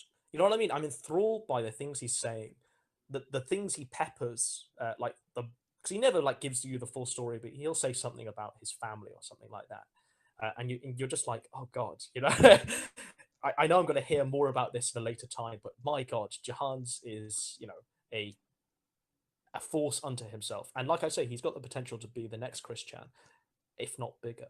in a weird Um, way, he kind of is Dark Souls because you're never getting like a clear cut image, but you're always getting little slivers of the real story. But you gotta exactly, fight exactly. so hard to find them. Holy shit, dude. I can't. I've tried. Like, I can't watch. Please tell me you at least like speed up the videos. No, of course not. Oh my god, dude. Um, I've put his videos on double speed, and then I have found myself like reflexively trying to make them go faster. He takes so long to get to any point at all. well, originally I was sort of the same, but it's like a drug, right? You've really got to ease yourself in before you're slamming down those 2.5 hour audiobook recordings he's got, where he's like reading his fiction. Oh my I've god. watched all of them. I've watched hours and hours of this stuff. I think the Um, only way to actually get them now, hasn't he like deleted the stories themselves? no, I think they're still up. I think they're still up. Are they on like his Um, DeviantArt or something? no, I mean these are the audiobooks of him reading them, like Right, I know unedited those are anyway. still. I mean, like the actual text stories. Has he posted Oh those? no, they're all up on his blog. He proudly presents them. He thinks they're like works of high art, which is Ah, quite okay. disgusting. I could But find yeah, the right. Lower K Buzz one. I was assuming there were more that I just couldn't bring up. um, oh, right. So he's done this Reddit Ask Me Anything. He's done like a response video to them, and this Ask Me Anything is still going as he's making videos. And what someone does is someone posts his address on this Reddit, his full address, and Jahans goes mental because he sees this, and he makes this video called like War on Pol or something, where he does like a brief room tour of his like room, his messy bedroom, and then he addresses camera and he goes, he's eating like a small pie. He addresses. He addresses camera and he says, to all of you trolls at home, to Paul, I've declared war on you. This is war. Um, your hatred fuels me. That's a verbatim quote, and that's where we start to see him just explode on Paul, because at this point it had all been very much confined to just Britpol. Now we start to see Jahans all over 4chan, at least a thread a day, right? Um, so now we've got Pol threads, a thread a day, just sort of. At this point, it's just about an introduction to Jahans. You're seeing people post, you know, look at his sister, this guy's Kalman syndrome, just like the few videos. There was no sort of organization yet. It was just people from across the world just sort of being magnetized towards Jahans. And what happened was, I think someone from this team or one of their viewers sent them Jahans's content because what are they? The Daily Shower.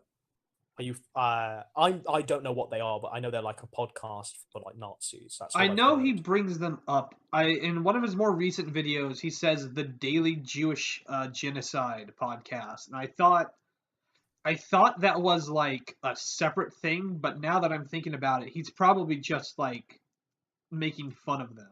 I think the Shoah Yeah, is a it does sound like an alt-righty sort of borderline white supremacist sort of deal. I don't actually know personally though. I, I don't know. Maybe the yeah. name's ironic. I think, or I choose to believe that it's ironic. I've spoken to a few of the guys that run it.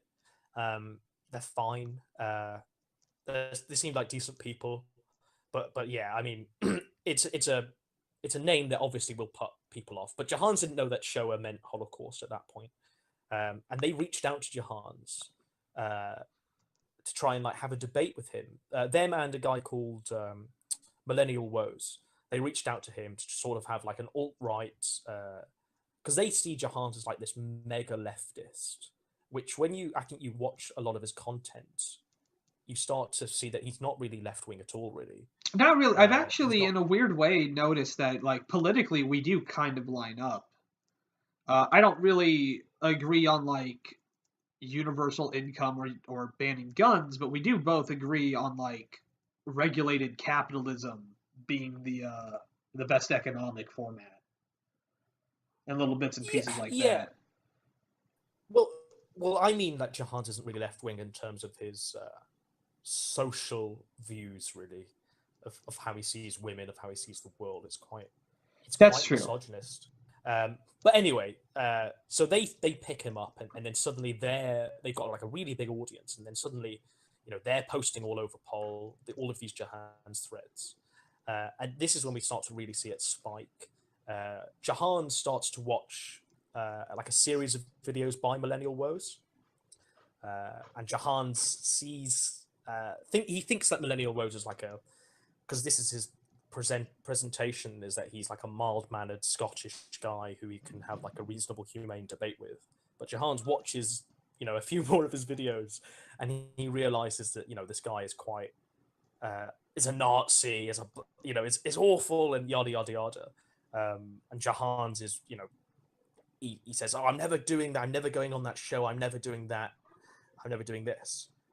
But all of this is fuel to the fire. Like it just gets their audience on his videos, starts posting on poll. And what you've essentially got on poll is people are divided into certain groups. Essentially, you've got the Keith posters who like post about Keith. You've got his father. You've got him posters where they just post memes of Jahans.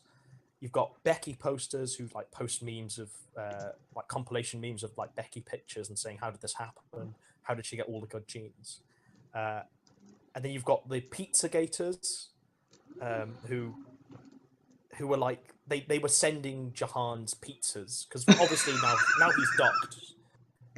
Yeah, so every night they were sending him and we're talking very high volume amounts of food.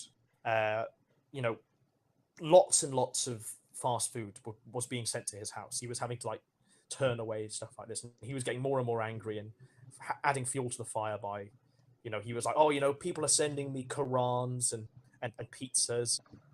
Stop the pizzas. we need to stop the pizzas now and stuff like that. So that was hilarious. That was just hilarious because he was reacting to all of this. And then finally there were the Helen posters. And the Helen posters essentially climaxed with what they did was they started coming on pictures of Helen and sending them to Keith. They were sending the jizzed on tributes of Helen to Keith. And Keith wrote a series of Facebook posts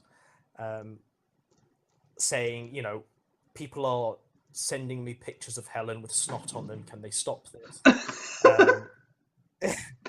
And then I think he twigged that, yeah. So Keith had seen this and all of that, and Jahans went completely mental. He went nuclear. He did like a big long ass video talking about, how these were fake posts. If his father had anything to say about him, he'd say it, and all of this. And you know, like he went down to Keith, and they had like a big argument about it and stuff like that.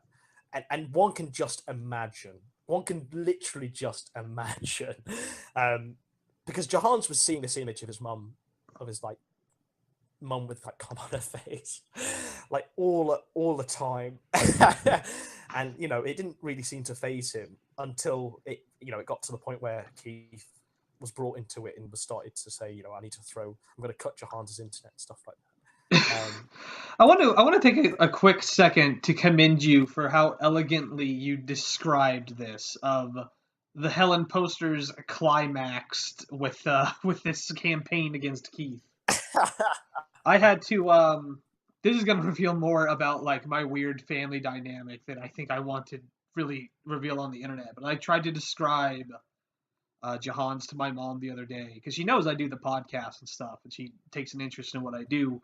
And I was like, well, what's the quintessential Jahans thing? What's the thing? And I remembered in your interview with Jahans where you asked him about that, and he's in his room shouting about like, I don't care if 1,000,000 people come on pictures of my mum. And his mom like bursts in the door and starts yelling at him, and he like cuts out for like a minute. And then he just comes back with his hat in his hand like, we're not talking about this anymore. Yeah, it's so funny. It's so funny. And during that time it was because now people were starting to come together from across the world, and you started to see it become organized.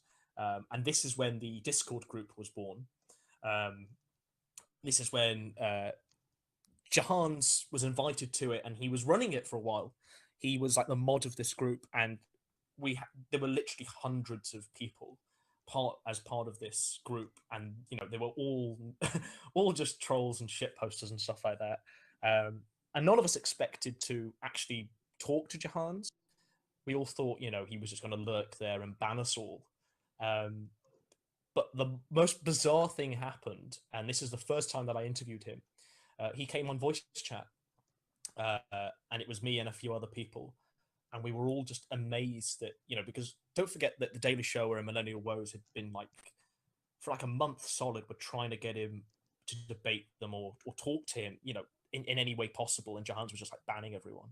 And then on a whim, he just decides to join this Discord group, and then be. And the first thing that everyone did was like ask him about his political views and stuff like that. And it got really like Polly, and he was reacting badly. And then I stepped in and started to realize that there was a way to sort of engage Jahans in a way that didn't include politics, but you could sort of subtly ring it in.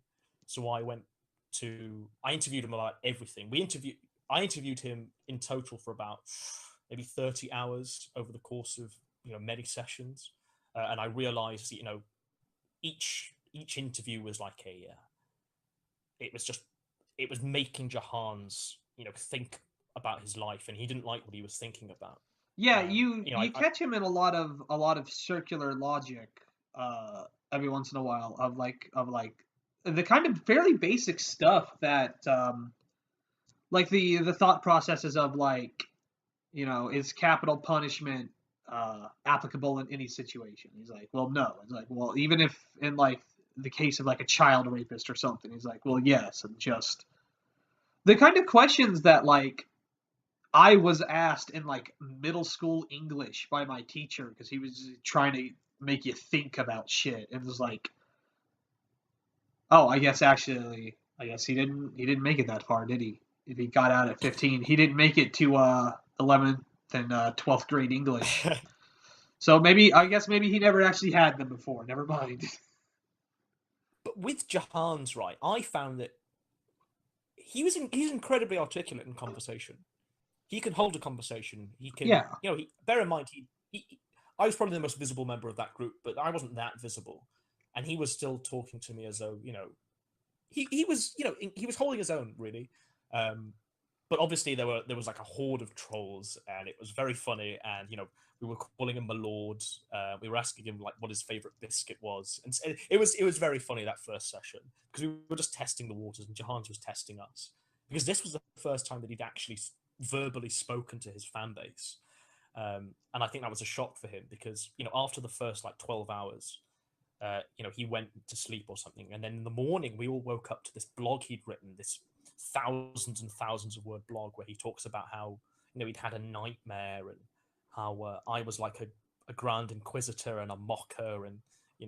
And he came back that night and banned everyone, or banned most of us. But he didn't ban me, which was quite unusual because I thought I was going to be banned first. Well, I mean, I can tell you pretty definitively why he didn't ban you, because you were probably the closest thing to a friend he had had in like a year, if not more.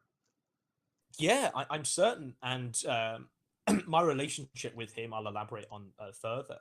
But I hold him no malice. I certainly see some of his actions as questionable. But I don't think he's, I don't think he thinks I'm a monster and I should be killed and I'm like a genocidal Nazi, which is so bizarre. But there's no hard feelings. So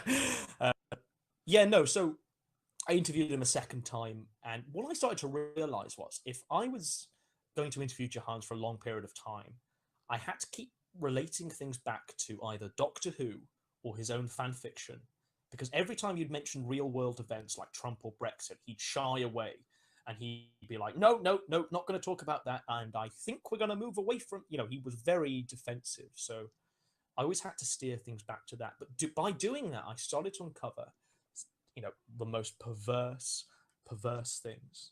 And I think this is a good point now to talk about the fiction. Bear in mind that this Discord group is the first time that everyone has been. We're all talking to each other. We're all planning things of what we're going to ask Jahans. We're all thinking about.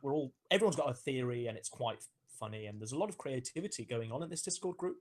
There's a lot of memes being made, a lot of videos being made, a lot of fiction itself being made. And there was a guy there who was he was quite versed in Jahans' fiction. He'd read a lot. And he was like, it's not just the tits and the left wing opinions. There's way more to Jahans. All you've got to do, guys, is just read this stuff. And everyone is like, we're not going to read all of these we're not going to read these screeds of, fan fiction of Doctor Who. It just doesn't matter to us. But what happened was, like, he was posting snippets and I was reading them out, and I was like, whoa, I had no idea.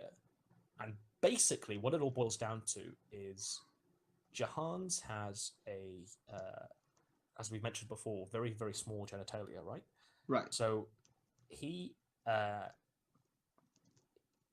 projects that onto this character called the Farschnook, who's essentially a Doctor Who meets Hannibal Lecter.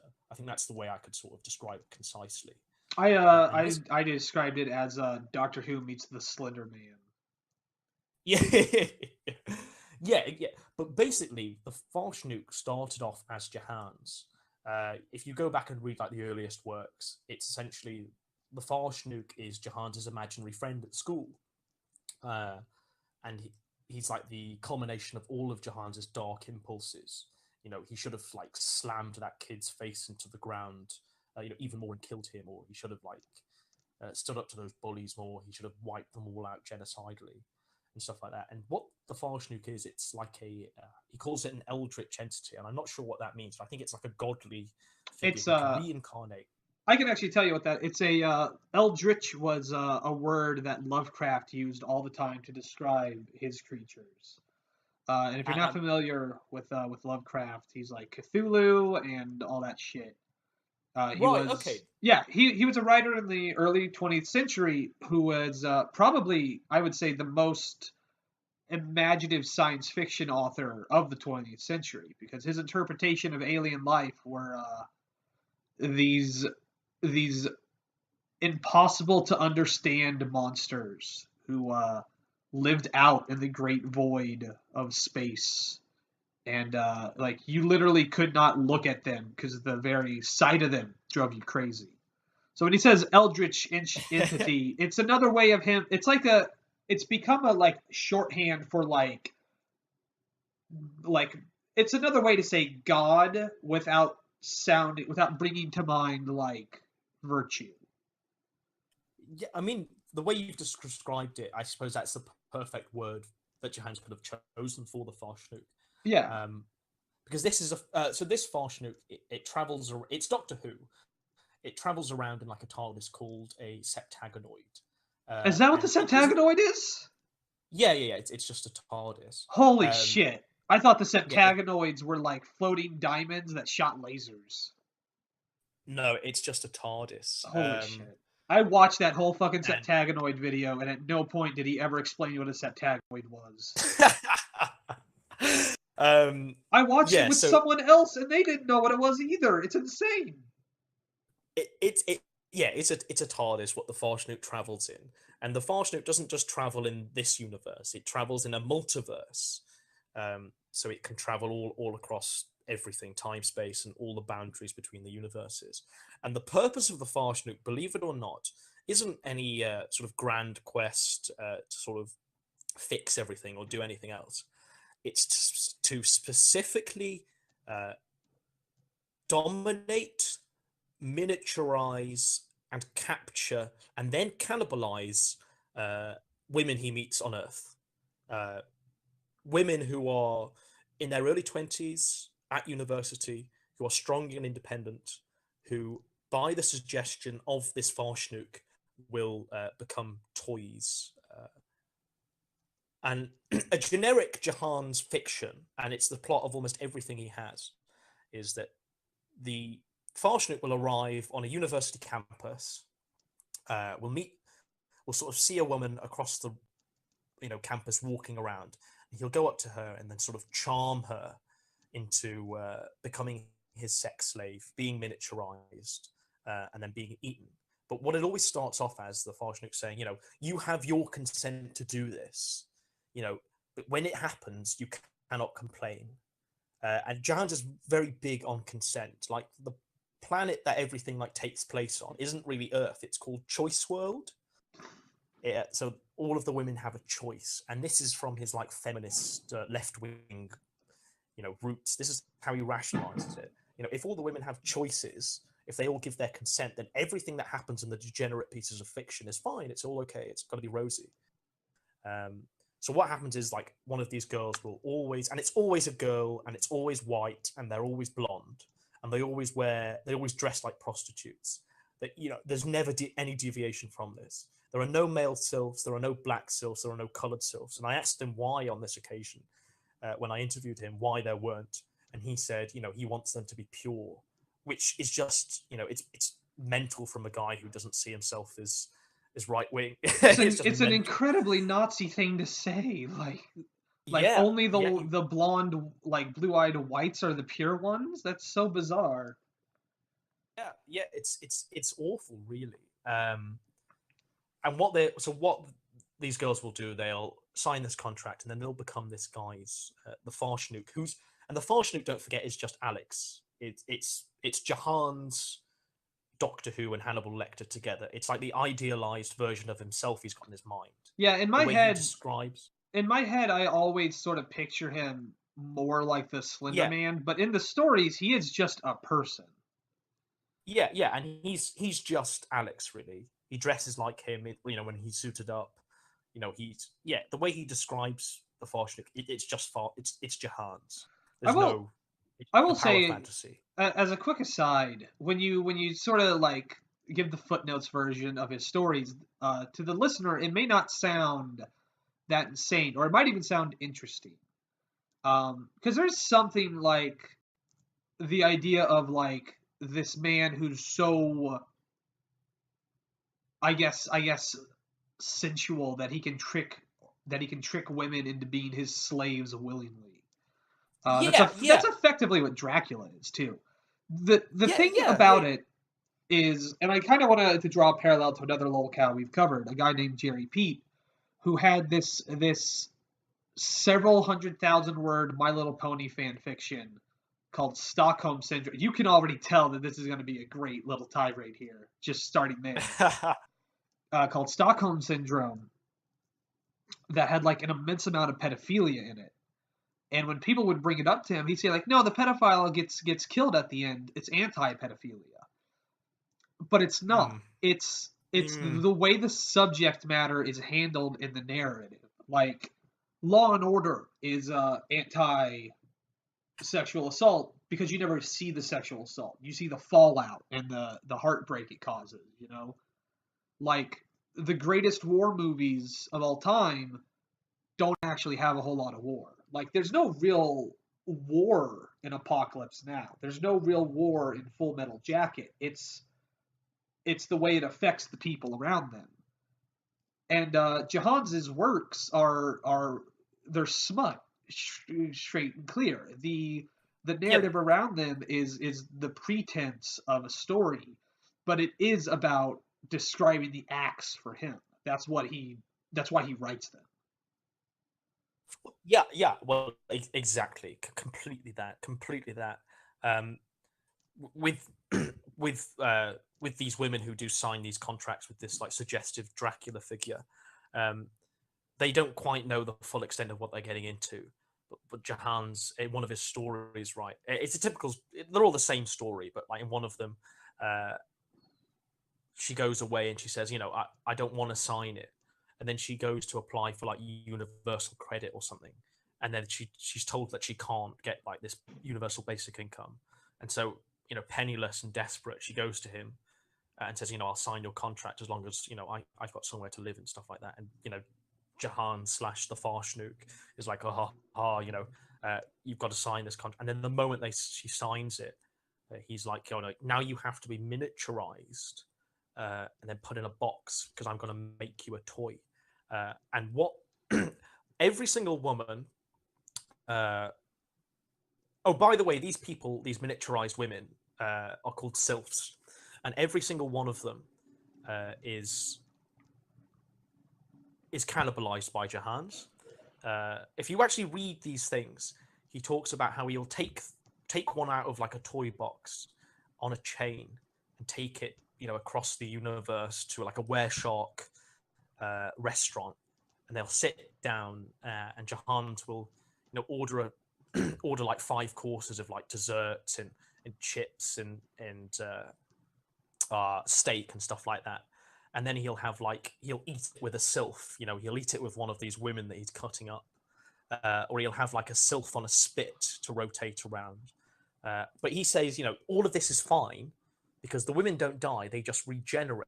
They can regenerate their organs and their limbs and stuff. So it's all he calls it sustainably sourced meat, which is just so bizarre. It's pretty bizarre. It brings to mind there's one time there's in a Deadpool comic, which I assume most people who are watching this probably know that Deadpool's superpower is he regenerates. And Yeah, yeah, yeah. it's him and Spider-Man fighting like the mafia, and Spider-Man goes like, "Well, just like you can regenerate. Why don't you just run out there and fight them?" And he just sort of stands there for a second and just goes, "It still hurts." And it's like that's what comes to mind of like, yeah, like they're not gonna die, but it still is super painful, probably. Yeah, yeah, yeah, yeah. Yeah, well, and the reason they have to regenerate and the reason they have to be so small is because of Jahan's micro penis. The only That's way that he can true. dominate these people, the only way that he can dominate these people is if they're small. I never thought of it You like know, that. and I is if guess he can that's eat them. true. I never made that connection. I assumed it was because of his vor fetishism, which I believed came from seeing Jaws at such a young age, because that is a film about devouring people. Oh yeah, yeah, yeah, yeah. But I suppose And I saw Jurassic Park at roughly the same age, and I don't want to eat people, and way more people get eaten in Jurassic Park. well, early on, like I say, he was exposed to the internet very early on, and fan fictions on the internet, and he was exposed to vor and shrinkage fiction. And at this point, it's all conflated. So now he can. I mean, the way he talks in his videos about submissive women, about wanting to eat women, about wanting to dominate women, it's disgraceful. It's awful. And he legitimately, God knows what will happen if ever he does get a girlfriend. That's all I can say. God knows what will happen to that poor girl. Oh Um, yeah. but so far, there's all of this pretext. What says that when he does get into one of those relationships, it will not end well. It will not end in a manner that makes him stay out of prison, basically. Yeah. He, yeah. But yeah, so they're all like slaves, really. He drags them around the universe, and the purpose of it is a power fantasy, and it's the only way that Jahans can masturbate and get off. He doesn't watch porn conventionally. Um, it's all ideas and fantasies and all stuff he's written himself. That's the only way that he can get off. Which Now, I is don't know how much of this you know about, but apparently someone was able to find that he had a Pornhub account, and they like yeah, no, checked. he Yeah, yeah they checked his history, and it was fairly tame stuff. But then, yeah, like, it was people incredibly were, vanilla. yeah, people were theorizing that it might have been like a false flag thing, that he put that out there because he knows people were digging, and he wanted to give the pretense of normalcy. Which, if you want to give a pretense of normalcy, don't have a Pornhub account, buddy. Look, I think that's a perfectly sound theory, but I also would say that if you look at those videos that he watches, if you anyone can go to his Pornhub account because it's the same username that he uses for everything, Farshnu. Yeah.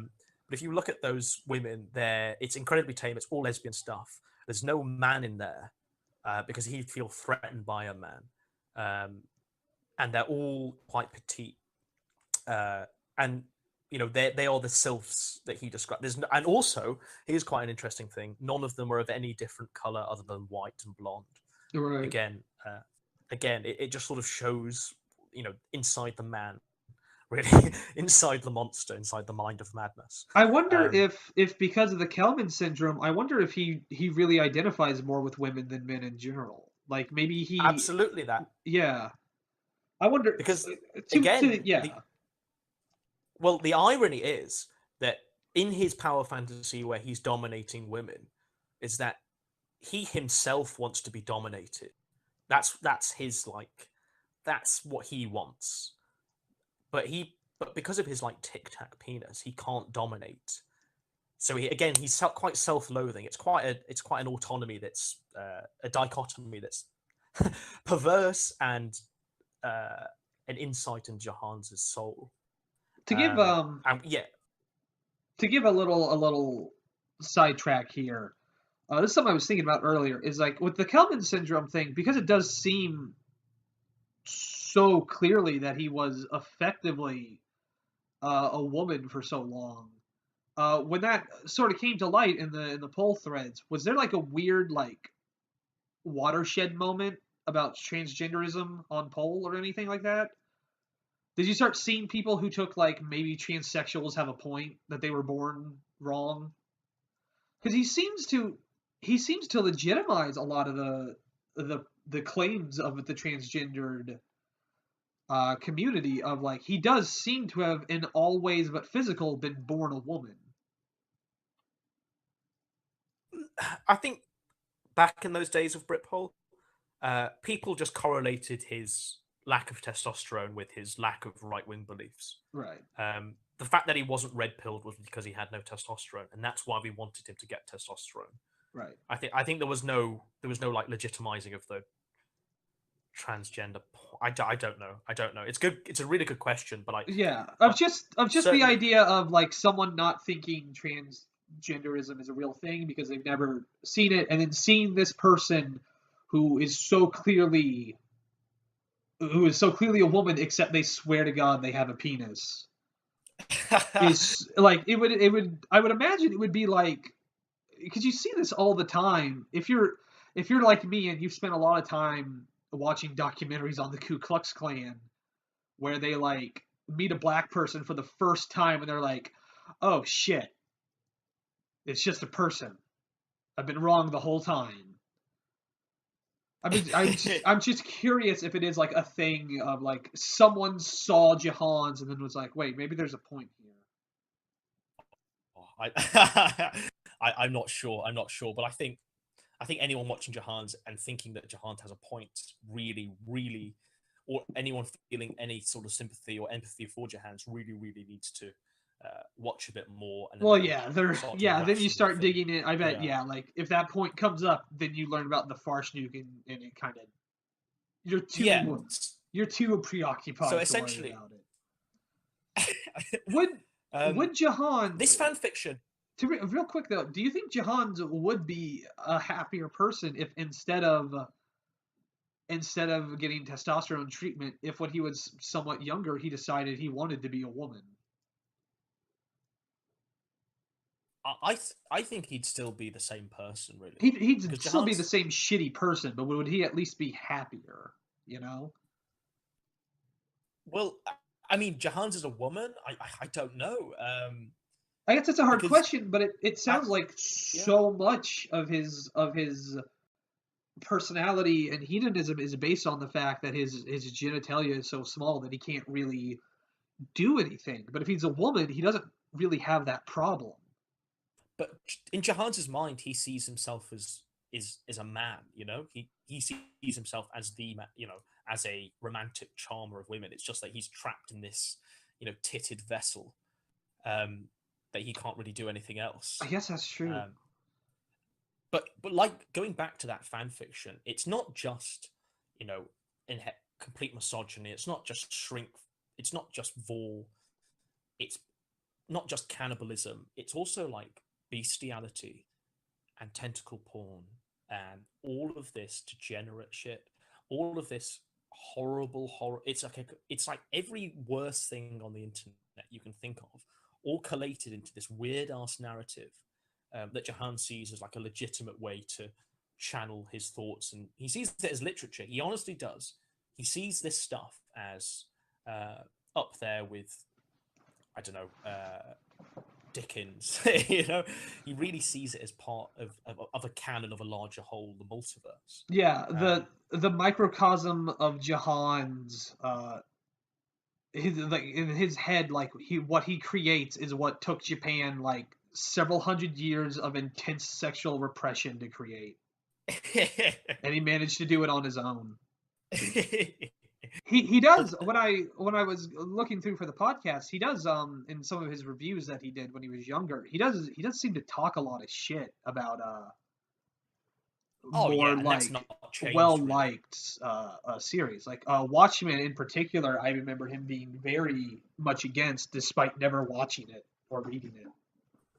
Well, that's so typical to Johans himself as well. He's always been the contrarian. He's always taken an iconoclastic view, and then he's always pissed and moaned when he's got negative attention for that.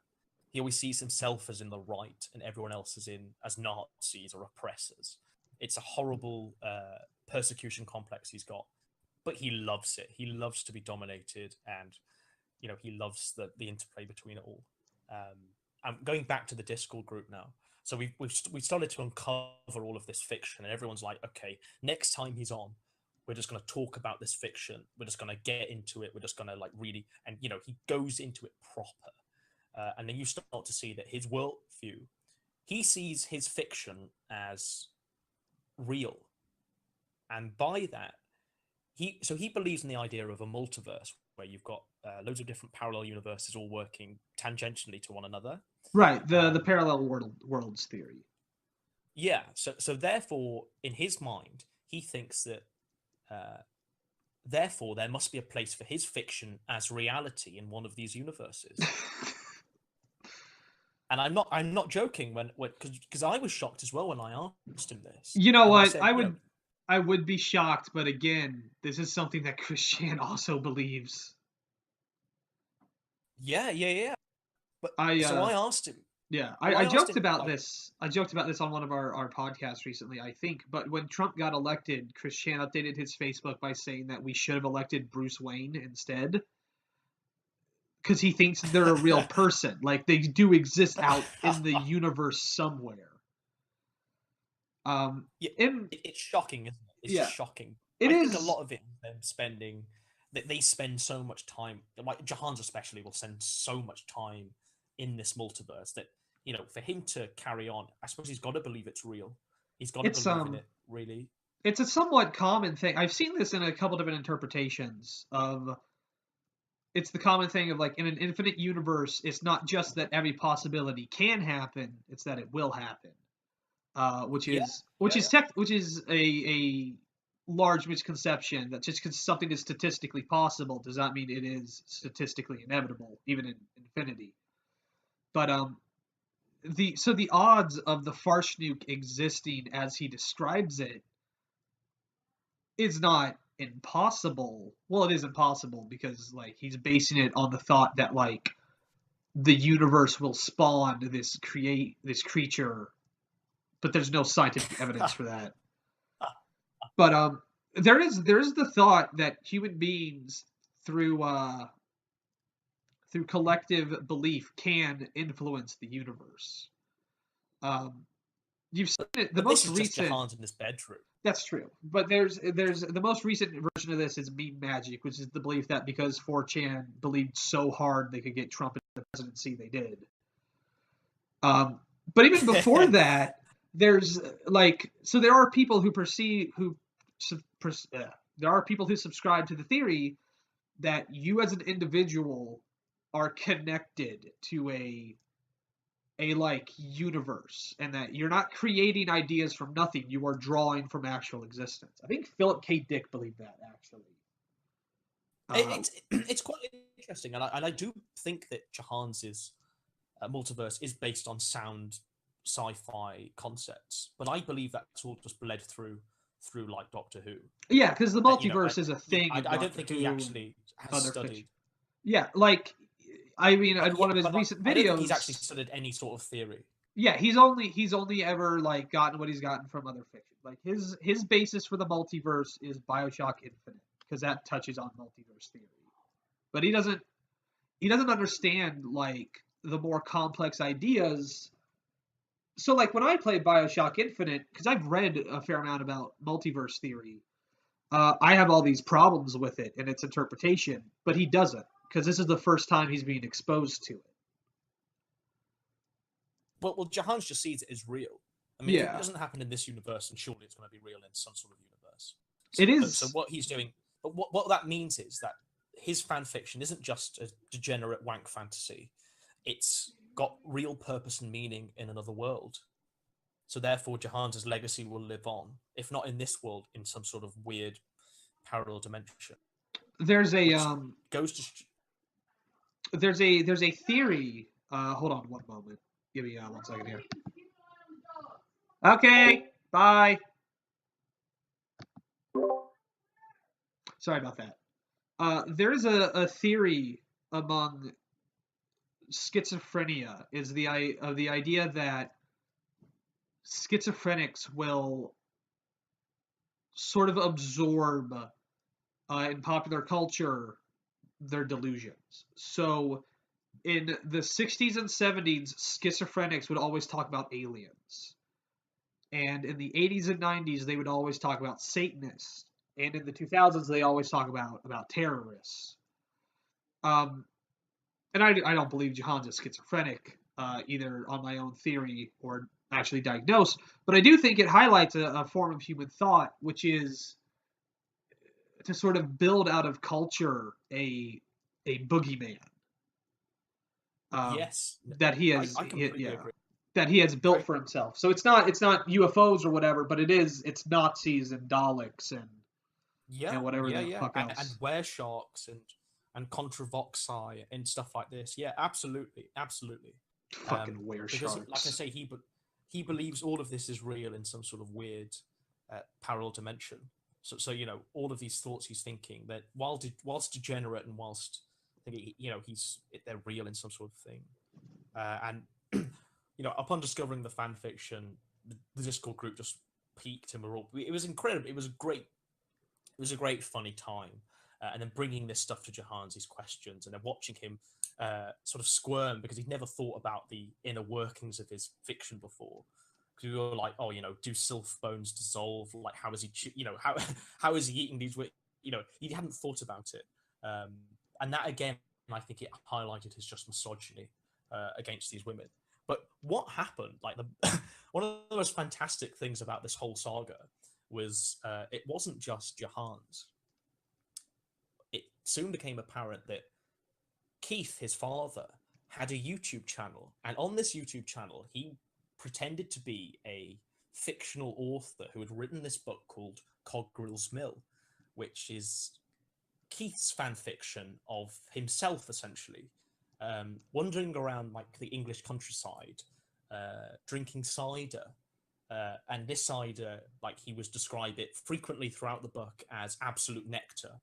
And so Keith is like this sort of middle class bee wandering around the English countryside, drinking cider and getting drunk. And in many ways, it echoes Keith's fiction will echo Jahans' fiction. All of the women are completely downtrodden, complete objects of both desire and lust, and also, you know, completely base, completely there just to be dominated. So that sort of is the same. I mean, there's a similarity between Keith and Jahans' work. And Keith writes all genres as opposed to like a multiverse. So Keith has written science fiction. There's one which is like set on a Star Trekky spaceship, and there's this robot service droid or whatever who's like in the image of this amazingly attractive woman. And all of the ship's cast are fucking this robot. And what happens is they come against this like supernova, and the captain, who's also been fucking this robot, says, you know, you've got to go out, robot, and like solve this problem. And the robot dies. And then it comes to light that all of the castmates, all of the crewmates have been like fucking this robot. And then they all have like a brief argument. And then they're all like, oh, why don't we just build another one so we can fuck it some more? which just shows that the apple doesn't really fall far from the tree with Jahans and Keith. Yeah, for a second there, I was like, wait, what? Like, I mean, it is sort of the same thing of like, I can see the kernel there as being a really good short story of like an entire spaceship crew discovering they were all in love with the same robot and like manipulating. Yeah. That's kind of interesting. But it's where the part where they just build another robot to fuck that's a little weird. It does. No. Credit where credit's due. That one does sound like something from The Hitchhiker's Guide to the Galaxy, to be honest. Well, Keith is quite a good writer, a lot better than Jahans. And his books are, you know, but they're incredibly whimsical and sort of irreverent. And they're not as as transparent wank fantasies as Jahans are. There's more weight to them, really. But almost every woman in Keith's fiction is essentially an idealized version of Helen. They're all MILF-like figures. They're all Helen, who he wants Helen to be. So that's quite interesting. And I asked Johans whether he'd actually read one of Keith's books, and he said he'd read Coggrill's Mill, and he said he hated the version that Keith was presenting himself as, which is quite interesting, really.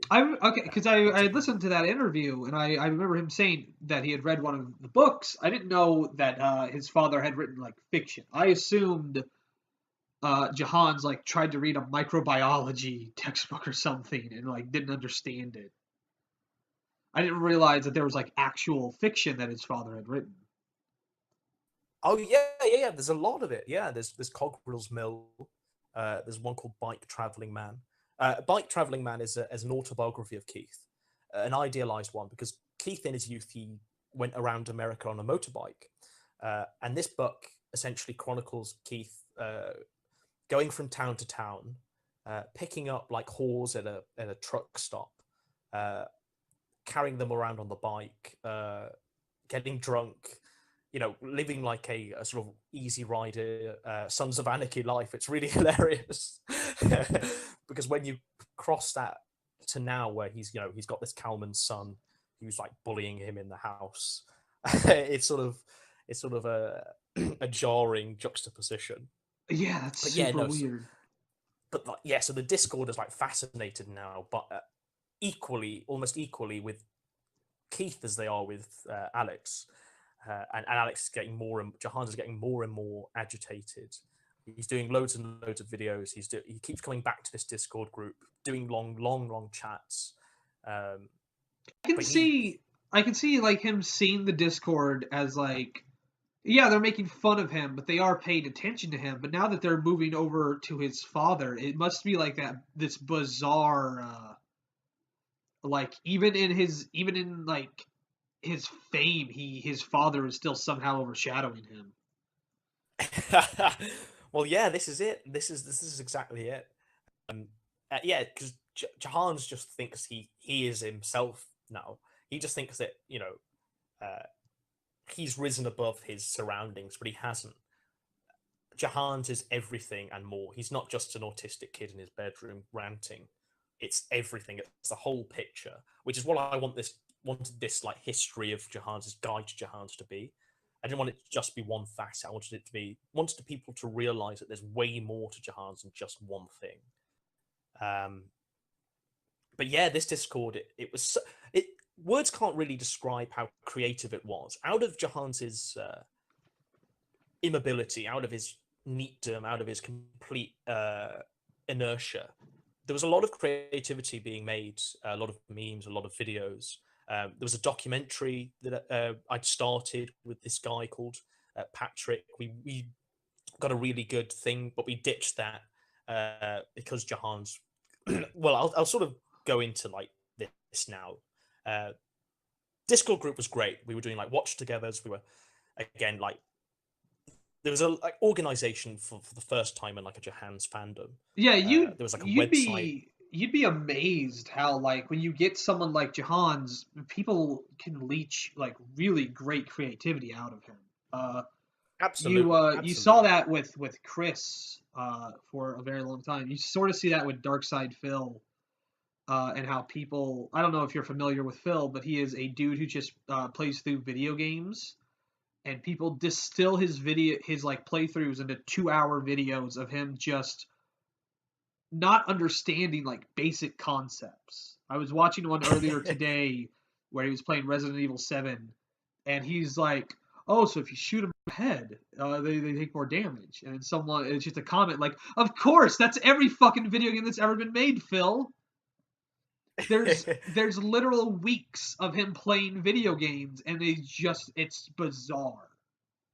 Um, and even outside of them, like yeah, I touched on that in the podcast as well. Of like the fan content that comes out of Jahans is really, really impressive. Well, yeah, I yeah, exactly, exactly. And this is what I really remember the Discord for, just being a real hive of creativity and humor and a lot of talented people and a lot of articulate people who didn't just have theories on Jahans but had theories on the world in general. Like I say, it was a really great place. Um, and it was sort of the birth of where we started to find out about Jahans molesting his hamster and his cat. Jesus Um, Christ.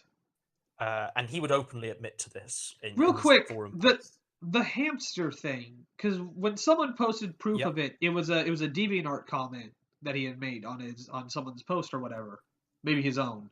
Yeah, yeah, Um, yeah. was there context for that, or did he just go to one of his posts and just let people know what he did? Um, so Jahan's, I think you've got to see like the hamster in the context of his fiction as well. Oh my god. The hamster to Jahan's is the nearest thing to a sylph he's got. Um, so he would try and sexually pleasure this animal. Um, yeah, it's disgusting as it's made out, really, and he openly admits to it, which is so bizarre.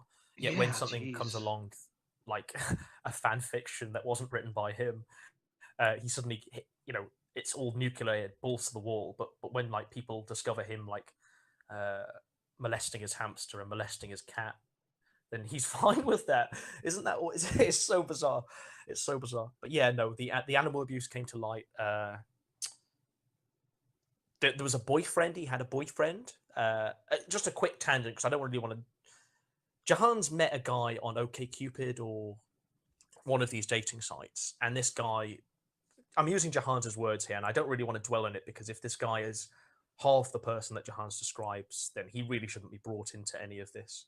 But basically, this guy was incredibly autistic, never left the house, um, lived on like bread and milk, and Jahans, upon like within a week of meeting him, moved into his house, uh, and they were in a homosexual relationship, and what that manifested, what that became, was Jahans like wanking him off, putting his fingers inside his, all of this horrible stuff I don't really want to think about.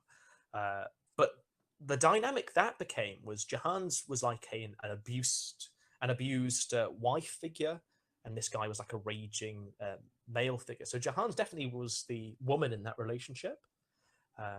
And the way that ended was one night they're engaging in carnal pleasures in the upstairs bedroom, and Jahans has sucked this guy off, right? Right. And this guy is like finished. And now Jahans wants his turn. What he says is in the video, like after when he's back home and he's raging, he's like, he said, like, just finish me off now, finish me off. And the guy just walks downstairs and goes on eBay to like just go about his day. And Jahans like rages downstairs, starts shouting and screaming. And then this autistic guy just runs upstairs, goes into his bed and just like covers himself in the sheets and says, "Go, I don't want to see you ever again. Leave the house." And again, this is all like documented in the videos. This is all from Jahans. And then Jahans returns home, scorned and bitter, and then talking about how he'll never find love again and stuff like that. It's quite funny. But this is all like during the time of this Discord group. So those were the high points, really. And then we started to see with the Discord group, as with any fandom, you have more extreme members. You have people doing it mainly for the laughs. You've got people who want to influence events, right? And there were moments where the Discord group, and I think this was its downfall, that it started to go too far. There was a guy on there who called his house, called his like home number, and Jahans picked up. This was during one of his video recordings, actually, because in one of his videos you can see where he picks up the phone, answers it, and then there's like a jump cut, and he's like, "Oh, now I'll have to get a new phone number because the Nazis have my number." So so people called his house. There was a guy called. It's always alarming whenever he does a jump cut, because he never edits his videos. So every time he does, my mind runs wild. Like, what the fuck must have happened that he felt like he had to cut it? Well, there was one quite recently where he says that Helen rushed into the room and had a breakdown because he was talking about the Armageddon of Brexit and saying how everyone was fucked, and Helen just couldn't take it and just ran in because Helen voted for Brexit. So, every time she hears one of Jahans' rants, she must feel like complete shit. But yeah, so they called his house, right? And then there was this guy called Homegrown Jahanic Terrorist.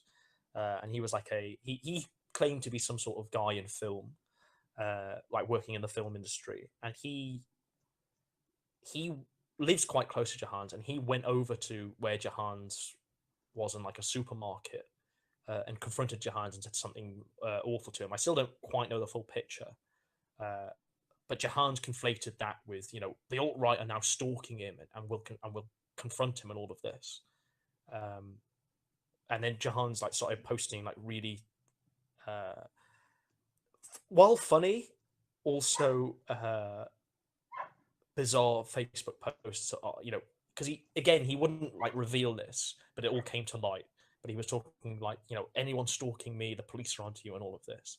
And he thought this was me. He thought, because obviously I'm the most visible, I'm the only one that really spoke to him properly. He conflates all of these like splits in the fandom and stuff like that as one person. Right. Will you give me one second here? My dogs are out back, and it's starting to get dark out, so they're a little antsy. Just give me one moment, I'll be back. Yeah.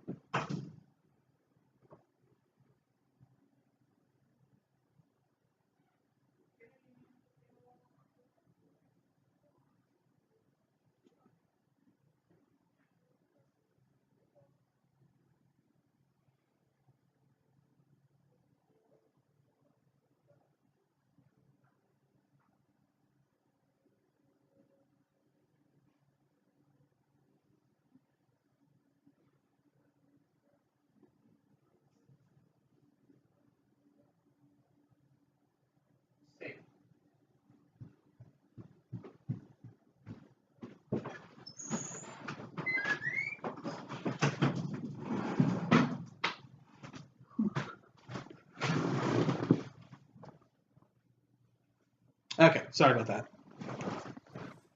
But yeah, so he started seeing all of these like events that were happening to him, all of these like trolls.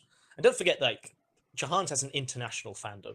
It's not just contained to one group or one person. It's a whole like myriad of trolls. It's quite impressive. It really is. And it's also quite impressive how his entire fandom is people who just don't, who just disagree with him. There are no like ardent Jahans supporters who, but he thinks that he's preaching to like a left wing audience and they're all watching it. No, Yeah, I no. actually I wonder how much of that is because I in one of his vent videos, I don't know. I assume as a proper Jahanist, you'd know about his Alex Vent's channel. Yeah. In one of those videos, he gives his subscriber count and directly says that he's preaching to 2,000 Nazis. Yeah, and he alternates between because all of his no two videos are the same really. It's all pissing and moaning. He'll go from congratulating the Nazis for giving him ad revenue and stuff like that to decrying the Nazis for stalking him and all of this stuff. Yeah, But I he don't get basically I don't get decided why to. I don't get why the fuck he needs a second channel for vlogging because it doesn't the content's no different from his main channel. Oh well, there's a third channel as well where he does like scripted videos. What? Yeah, no, it's all just like bollocks, isn't it? Nonsense of it really. But yeah, no. So he put a name. He now he sees me as his like Moriarty figure.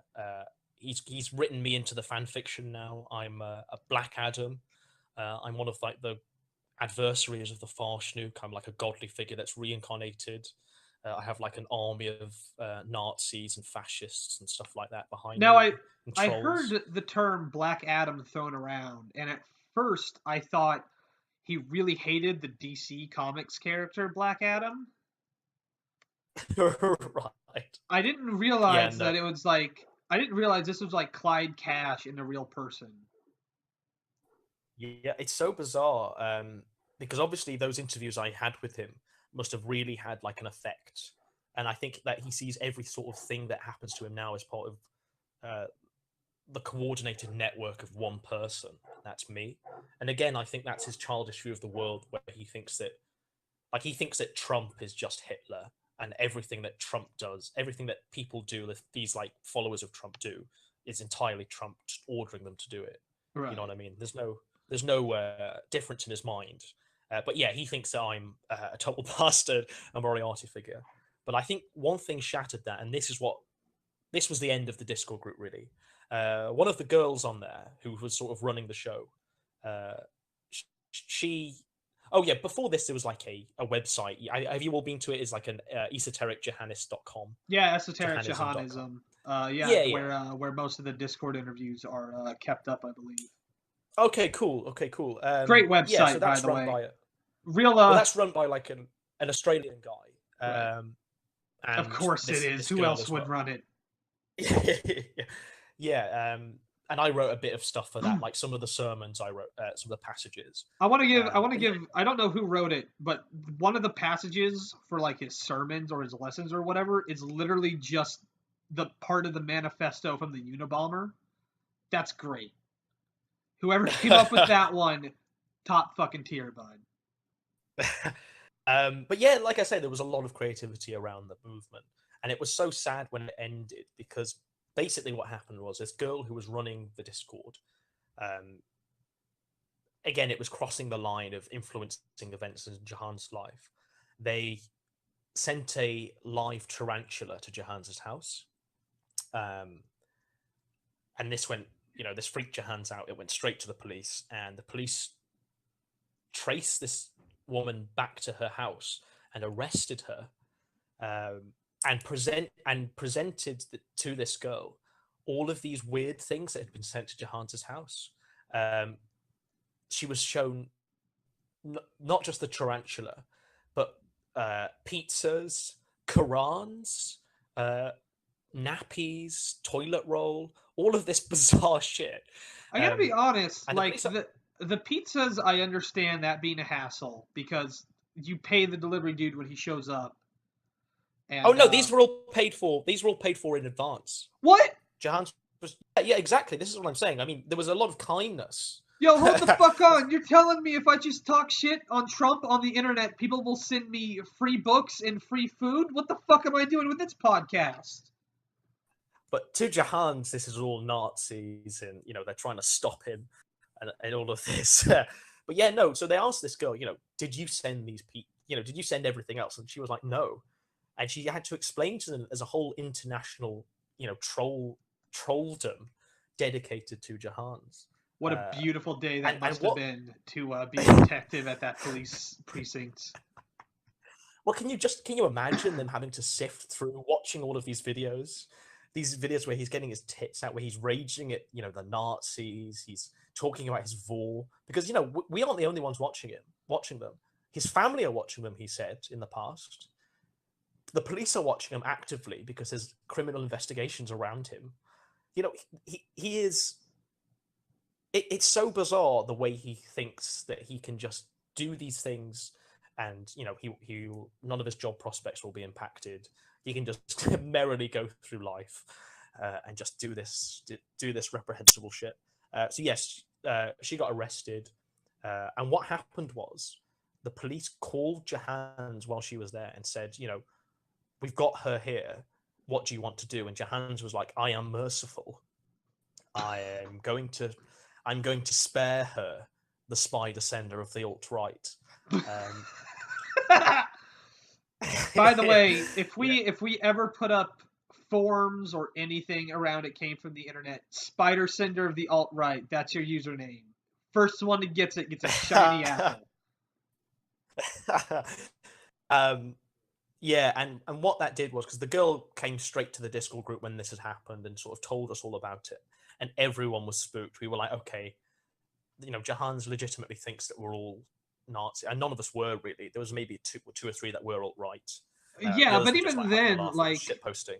The grand majority of people who watch Jahans watch him because he's a weirdo. Any of the people who watched him because he was political, they dropped out very fast because he's just not that interesting as a political adversary. Yeah, absolutely. And this is why all of these people wanted to debate him rather than just like interview him like on his psyche. They are the worst ones, really. Like, that's another people just wanted to debate it. That's another common thread among lolcows is they believe that the people who watch them are doing so to destroy them, but they're not. Like, if there's no more Jahans, there's no more videos. It's entertainment. Yeah, exactly. Yeah, and he knows this. Part of like the vicious cycle is that he has to keep going so he can stay alive and live off the ad revenue. So yeah, in many ways, the trolling does him a public, keeps him alive. But by no means is Jahans poor. That there are times when he'll profess poverty and all of that, but he's not poor. He's living in a very nice house at the moment. His parents are quite well off. He doesn't really want for anything. He just has to wait sometimes to get the things he wants, and he hates having to ask for money. He's just a pissy teenager, really. But what happened with this Discord group? Everyone fled. We decided to completely shut everything down. Go nuclear, because there was going to be probably worth mentioning. We were going to have people from the Discord group. We were all planning to meet up in Woking, where Jahans lives, in the sort of town he lives in. We were going to invite him to a meal and stuff like that, and see if he'd engage with us as a fandom. But we just decided, that was totally, in Jahans' mental state of mind, we couldn't really carry on, lest he'd get police involved or something like that, something crazy like that. As a quick aside, I spent some time last week going down a dark YouTube hole of watching people fight at a Chuck E. Cheese. Right. That's how I imagine anyone ever meeting Johans. That's how I imagine it ending up. Just inviting him out to a Chuck E. Cheese and then a brawl breaking out. But yeah, no. So that all happened way before Christmas, actually. And now there's no real, although there's no Discord group or anything like that.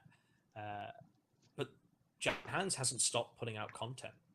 If anything, he's really ramped it up. I mean, recently, like I say, he shaved his head in a mental confusion, and now he just to look insane.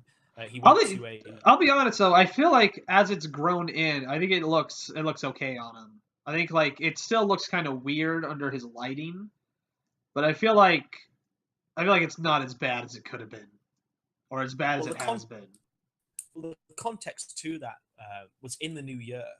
Uh, Helen took Jahans to go to like the job center to sign on for universal credit, and the way he describes it was she was just explaining Jahans' situation to this woman, and Jahans was getting really pissy and angry.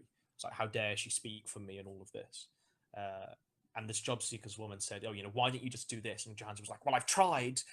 And she was like, when Jahans says he can't, he can't do this or he can't sign off for job seekers because he'll die. There's no such. He's not saying can't. What he means is won't. He just won't do these things that will enhance his life or make other people's lives better. Yeah, like he could work part-time at a grocery store easily, and like it might be rough for the first week, but if it's only part-time, he'll drastically improve not just his income, but his social standing. He'll have other people to talk to. He'll have like value to society as a person, but he just refuses to partake. Well, there's quite an interesting. There's about 3 videos that happened in sequence, colloquially known as the job saga amongst like Jahans' fans. But basically, it's Jahans. He's doing one of his rant videos about Trump and Brexit, and then he gets a call, and this call is inviting him to go to an interview at a call center. The next video is him in his suit, or what can be called a suit, sort of an hour before this interview, giving a 2 hour, an hour long meditation on how he doesn't want to get a job. He's terrified of getting a job because that would mean that he'd have to move out. And he wouldn't have internet, and he'd have to stand on his own 2 feet because he knows that Keith and Helen would just like cut him off at that point. And then he comes back in the 3rd video, and he's like, the interview went really well. But then he deliberately sabotaged it by saying, he wasn't good at taking calls. This was a job at a phone center, a call center. So, he deliberately sabotaged that, but he knew he was going to sabotage it way beforehand. So he doesn't want a job. He just wants to carry on. He loves the status quo as it is. He says, he pisses and moans about how bad it is. But if you were to take it away from him, he'd love it. He'd miss it. He'd want to be back in it. He's just a complete degenerate, really. When I think of a degenerate, when I think of the word degenerate now, I just don't just think of. I just think of Jahans. I don't think of anything else other than Jahans. And in this new year, Keith's completely moved out of the house. It's just Helen and Jahans, and Helen's walking around. It looks like she's walking around in her bra and knickers, while Jahans is like ranting. It's so bizarre because people have caught. Did you see that video of her in the mirror? Yeah, I saw that one. Like I guess that's why his door is ajar in most of his videos now, because he doesn't have to worry about Keith breaking down his door and trolling him while he's trying to do a video. And he has an old lady, like a granny style mirror on his own wall, like the type of shit like an old woman puts on her wall because she doesn't have pictures of her kids anymore. And you can catch a glimpse of his mother walking by, and like she's wearing a sweatshirt, but she's clearly not wearing pants. And I can only imagine the family dynamic that goes on in that house. It must be just hilarious to watch, really. And the most recent Jahans drama, I think it happened last night, was that he put out this video where he was saying he was suicidal. He wanted to die and all of this. And someone has actually called the police, and the police have gone round, and Jahans has had to tell the police that he's not suicidal. It's all. Of course, he's not suicidal. He's just trying to get like donations and shit. Yeah. You see this time and time again with fuckwads on the internet. I watched that video, and he said the same thing in like 3 other videos he put out this week. Like, whatever. The internet's not your diary. The internet's not your therapist. Don't tell your internet that shit. Go tell your mom, tell your dad, tell your sister. Tell your friends that you keep referring to in your videos, but for some reason never actually show up. Well, the key thing to like remember about Jahans, he thinks that all of the information we all know has been gleaned by stalking him and watching his every movement in real life. It's not. It's just because he keeps putting stuff out there. We wouldn't know about Jahans if Jahans didn't tell us all about it, Yeah, in lots of detail. that's every lolcow is like it is possible to get out. There's a particular person who became TV, the movie board of 4chan. He was their golden boy for a while. His name was Paul Lotza. And they got him pretty good. They got him to drive like halfway across the country to have an interview with the guys at Red Letter Media. There was no interview. They faked it. Oh shit! And he did like shitty board game reviews all the time, and he just stopped. He didn't even stop using the internet. He stopped doing his YouTube channel. He privated his Twitter. He privated his Facebook, and he got out. People just could not make fun of him anymore because he didn't produce anything. And now I think he actually works at Disney as an animator now. Like he's a successful person. So it's possible. It's Wow. possible to it's possible, like, but motherfuckers just think the internet's all they have. It's their only route to success. This is what Jahans thinks. Jahans thinks, I mean, he thinks he's famous now, but and he thinks he's like an international celebrity now, and in many ways he sort of is. But it's only a small group of international people. Yeah, if you're less successful than the Random Assault podcast is, maybe not. Yeah, we're pretty low on the list, and we still regularly do better than he does. But the thing is, it's his channel is very misrepresentative of the amount of people that actually do see him. Right. It's only 2,000 like people subscribed, but whenever I go on my Facebook and I'm looking at like through memes or something, I'm seeing like my normie friends like videos of Jahans, like cut together meme videos on things, and they're getting like 77,000 views, stuff like that. So there is and there's loads of memes of Jahans all around the internet. Well, I'm seeing on Facebook, and I'm like, whoa, I'm seeing Jahans. But then you're like, okay, I can understand. And all it takes is for him to just carry on the way he is, and he's going to go so viral. He's going to explode. And I don't quite know how he'll take that. That's impressive. I wonder if that might be like a regional thing almost, because I don't see any of that. I only know Johans because of 8chan, because of Cal. I don't catch him anywhere else. Well, I think 8chan is. I know it's been a continuing presence, but it's definitely more lively now than it was back then, back when I was like getting involved into it. Yeah. I mean, at the moment, 8chan is where everyone is meeting, and it's where I was directed to. I wasn't quite aware of it because I kept in contact with some of the guys. Yeah, because over my Facebook. What happened was Kiwi Farms. I'm not sure how familiar you are with it. It is a holdover from the Christian days, and it's a forum dedicated to lolcows. And they don't even have a thread on Jahans. They have one now because I've started it and I keep putting shit in it, but it's not particularly popular. I didn't start it, by the way. Someone's going to call me out on that. I had to correct the record real fast. But Kiwi Farms went down for about a month, from like mid-January to mid-February, and most people went to Cow, and those people, the Jahans thread was popular, which was why we that's how I found him. I think that's how a lot of people found him now.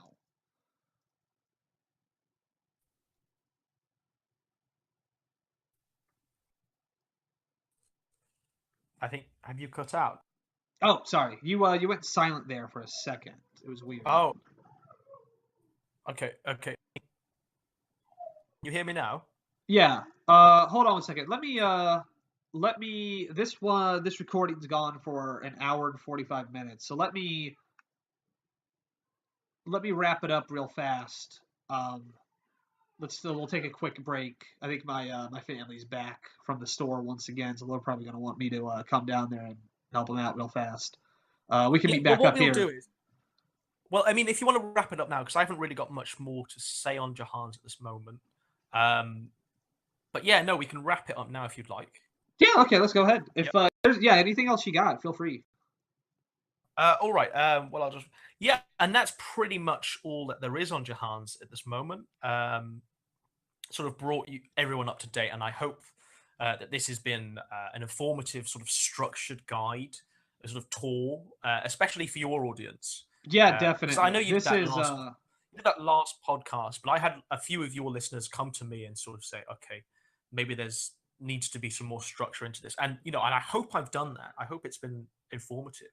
yeah, definitely. This is probably the most structured anything on it came from the internet since the Chris Channel one. Because usually there's just not that much. It's a lot of inference because people they're destroying and deleting stuff, and it's really ships passing in the night. You have to be there when it happens because people just don't keep records of it.